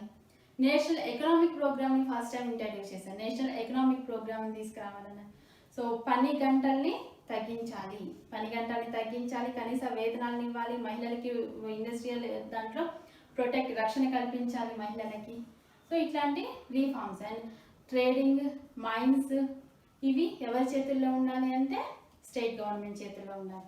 ఇవి వాళ్ళు తీసుకొచ్చినటువంటి resolution. So fundamental rights, national economic development, national economic programme గురించి చెప్పినటువంటి సెషన్ కరాచీ సెషన్. 1931 కరాచీ సెషన్లో ఫండమెంటల్ రైట్స్ గురించి చెప్పింది. అంటే పొలిటికల్ ఫ్రీడమ్తో పాటు ఎకనామికల్ ఫ్రీడమ్ కూడా అవసరం అని చెప్పినటువంటి సెషన్ కరాచీ సెషన్. పొలిటికల్ ఫ్రీడమ్తో పాటు ప్రతి ఒక్కరికి కూడా ఎకనామికల్ ఫ్రీడమ్ కూడా ఉండాలి. సో ఈ సెషన్ ప్రెసిడెంట్ ఎవరు? సర్దార్ వల్లభాయ్ పటేల్. 1931 కరాచీ సెషన్. సో 1932లో ఒకటి జరిగింది ఏంటి అంటే ఆగస్ట్ 16, 1932లో కమ్యూనల్ అవార్డ్ ఎవరు అనౌన్స్ చేశారు? 1932 ఆగస్ట్ 16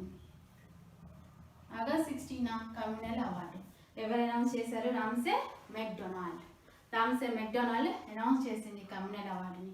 దేని ఆధారంగా దీన్ని తయారు చేశారు? దేన్ని బేస్ చేసుకుని కమ్యూనల్ అవార్డుని తయారు చేశారు అంటే ఇండియన్ ఫ్రాంచైజ్ కమిటీ, దీన్ని లోథియన్ కమిటీ అంటారు.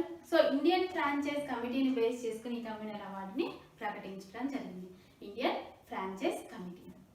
సో ఈ కమ్యూనల్ అవార్డు ఏంటి అంటే సపరేట్ ఎలక్టరేట్స్ ఎవరికి ఇవ్వాలి? డిప్రెస్డ్ క్లాసెస్కి, ఆంగ్లో ఇండియన్స్కి, ఇండో క్రిస్టియన్స్కి.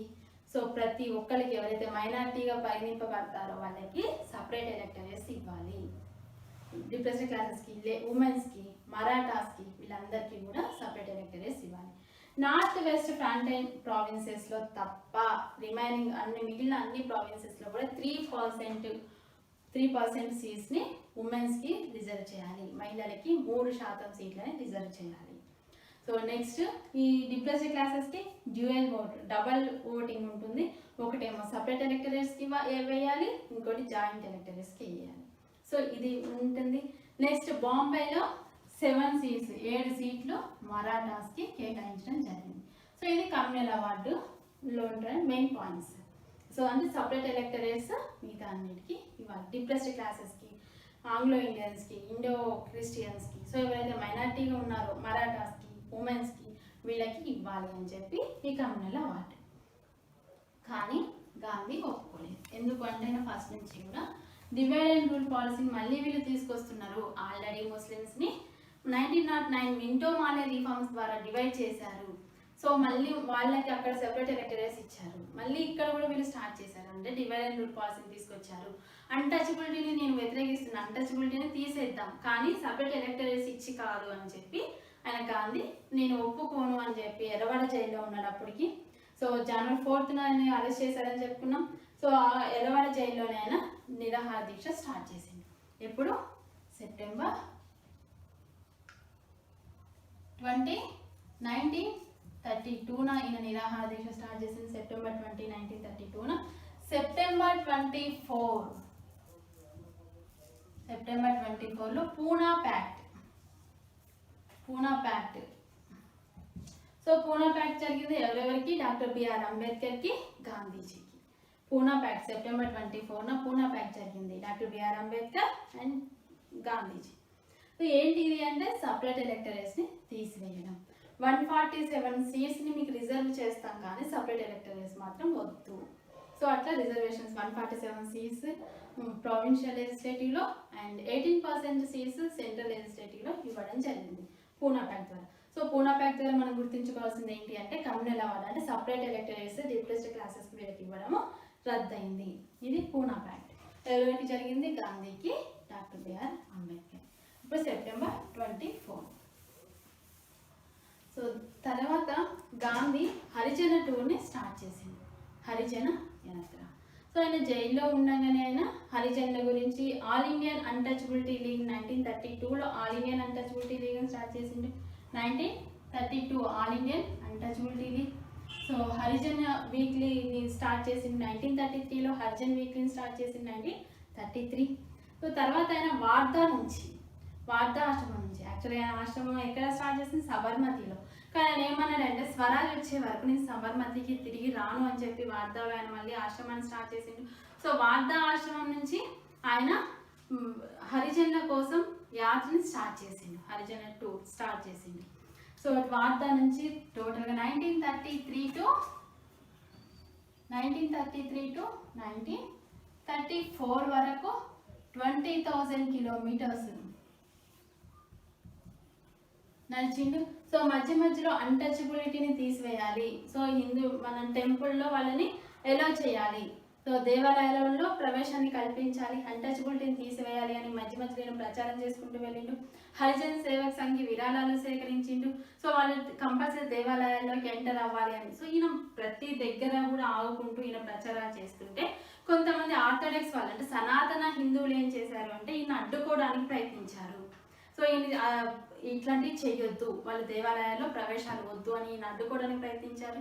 సో అట్లా చేసి వీళ్ళు బ్రిటిష్ గవర్నమెంట్కి కూడా ఈ సనాతనవాదులు ఏం చెప్పారు అంటే మీరు గాంధీ యాత్రను అడ్డుకుంటే మేము మీకు సపోర్ట్ చేస్తామని కూడా చెప్పారు. అందుకే టెంపుల్ ఎంట్రీ బిల్లుని వాళ్ళు ప్రవేశపెట్టకుండా ఆపారు బ్రిటిష్ గవర్నమెంట్. సో కంప్లీట్గా సనాతనవాదులు ఈయన మధ్యలో అడ్డుకోవడం జరిగింది.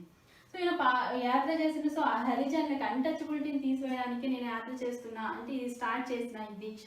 సో ఇది చెప్పడానికి ఆయన ఏం చేసిండు అంటే May 8th అండ్ August 16 ఈ 2 డేస్లో ఆయన 1934 May 8th and August 16th ఆయన నిరాహార దీక్షని స్టార్ట్ చేసింది. దీక్ష చేపట్టింది అంటే వాళ్ళని నమ్మించాలి హరిజనులను, నేను మీకోసం సిన్సియర్గా ట్రై చేస్తున్నా అని నమ్మించడానికి నేను ఇది చేసిండు. సో హరిజన టూర్ని మహాత్మా గాంధీ చేసిండు.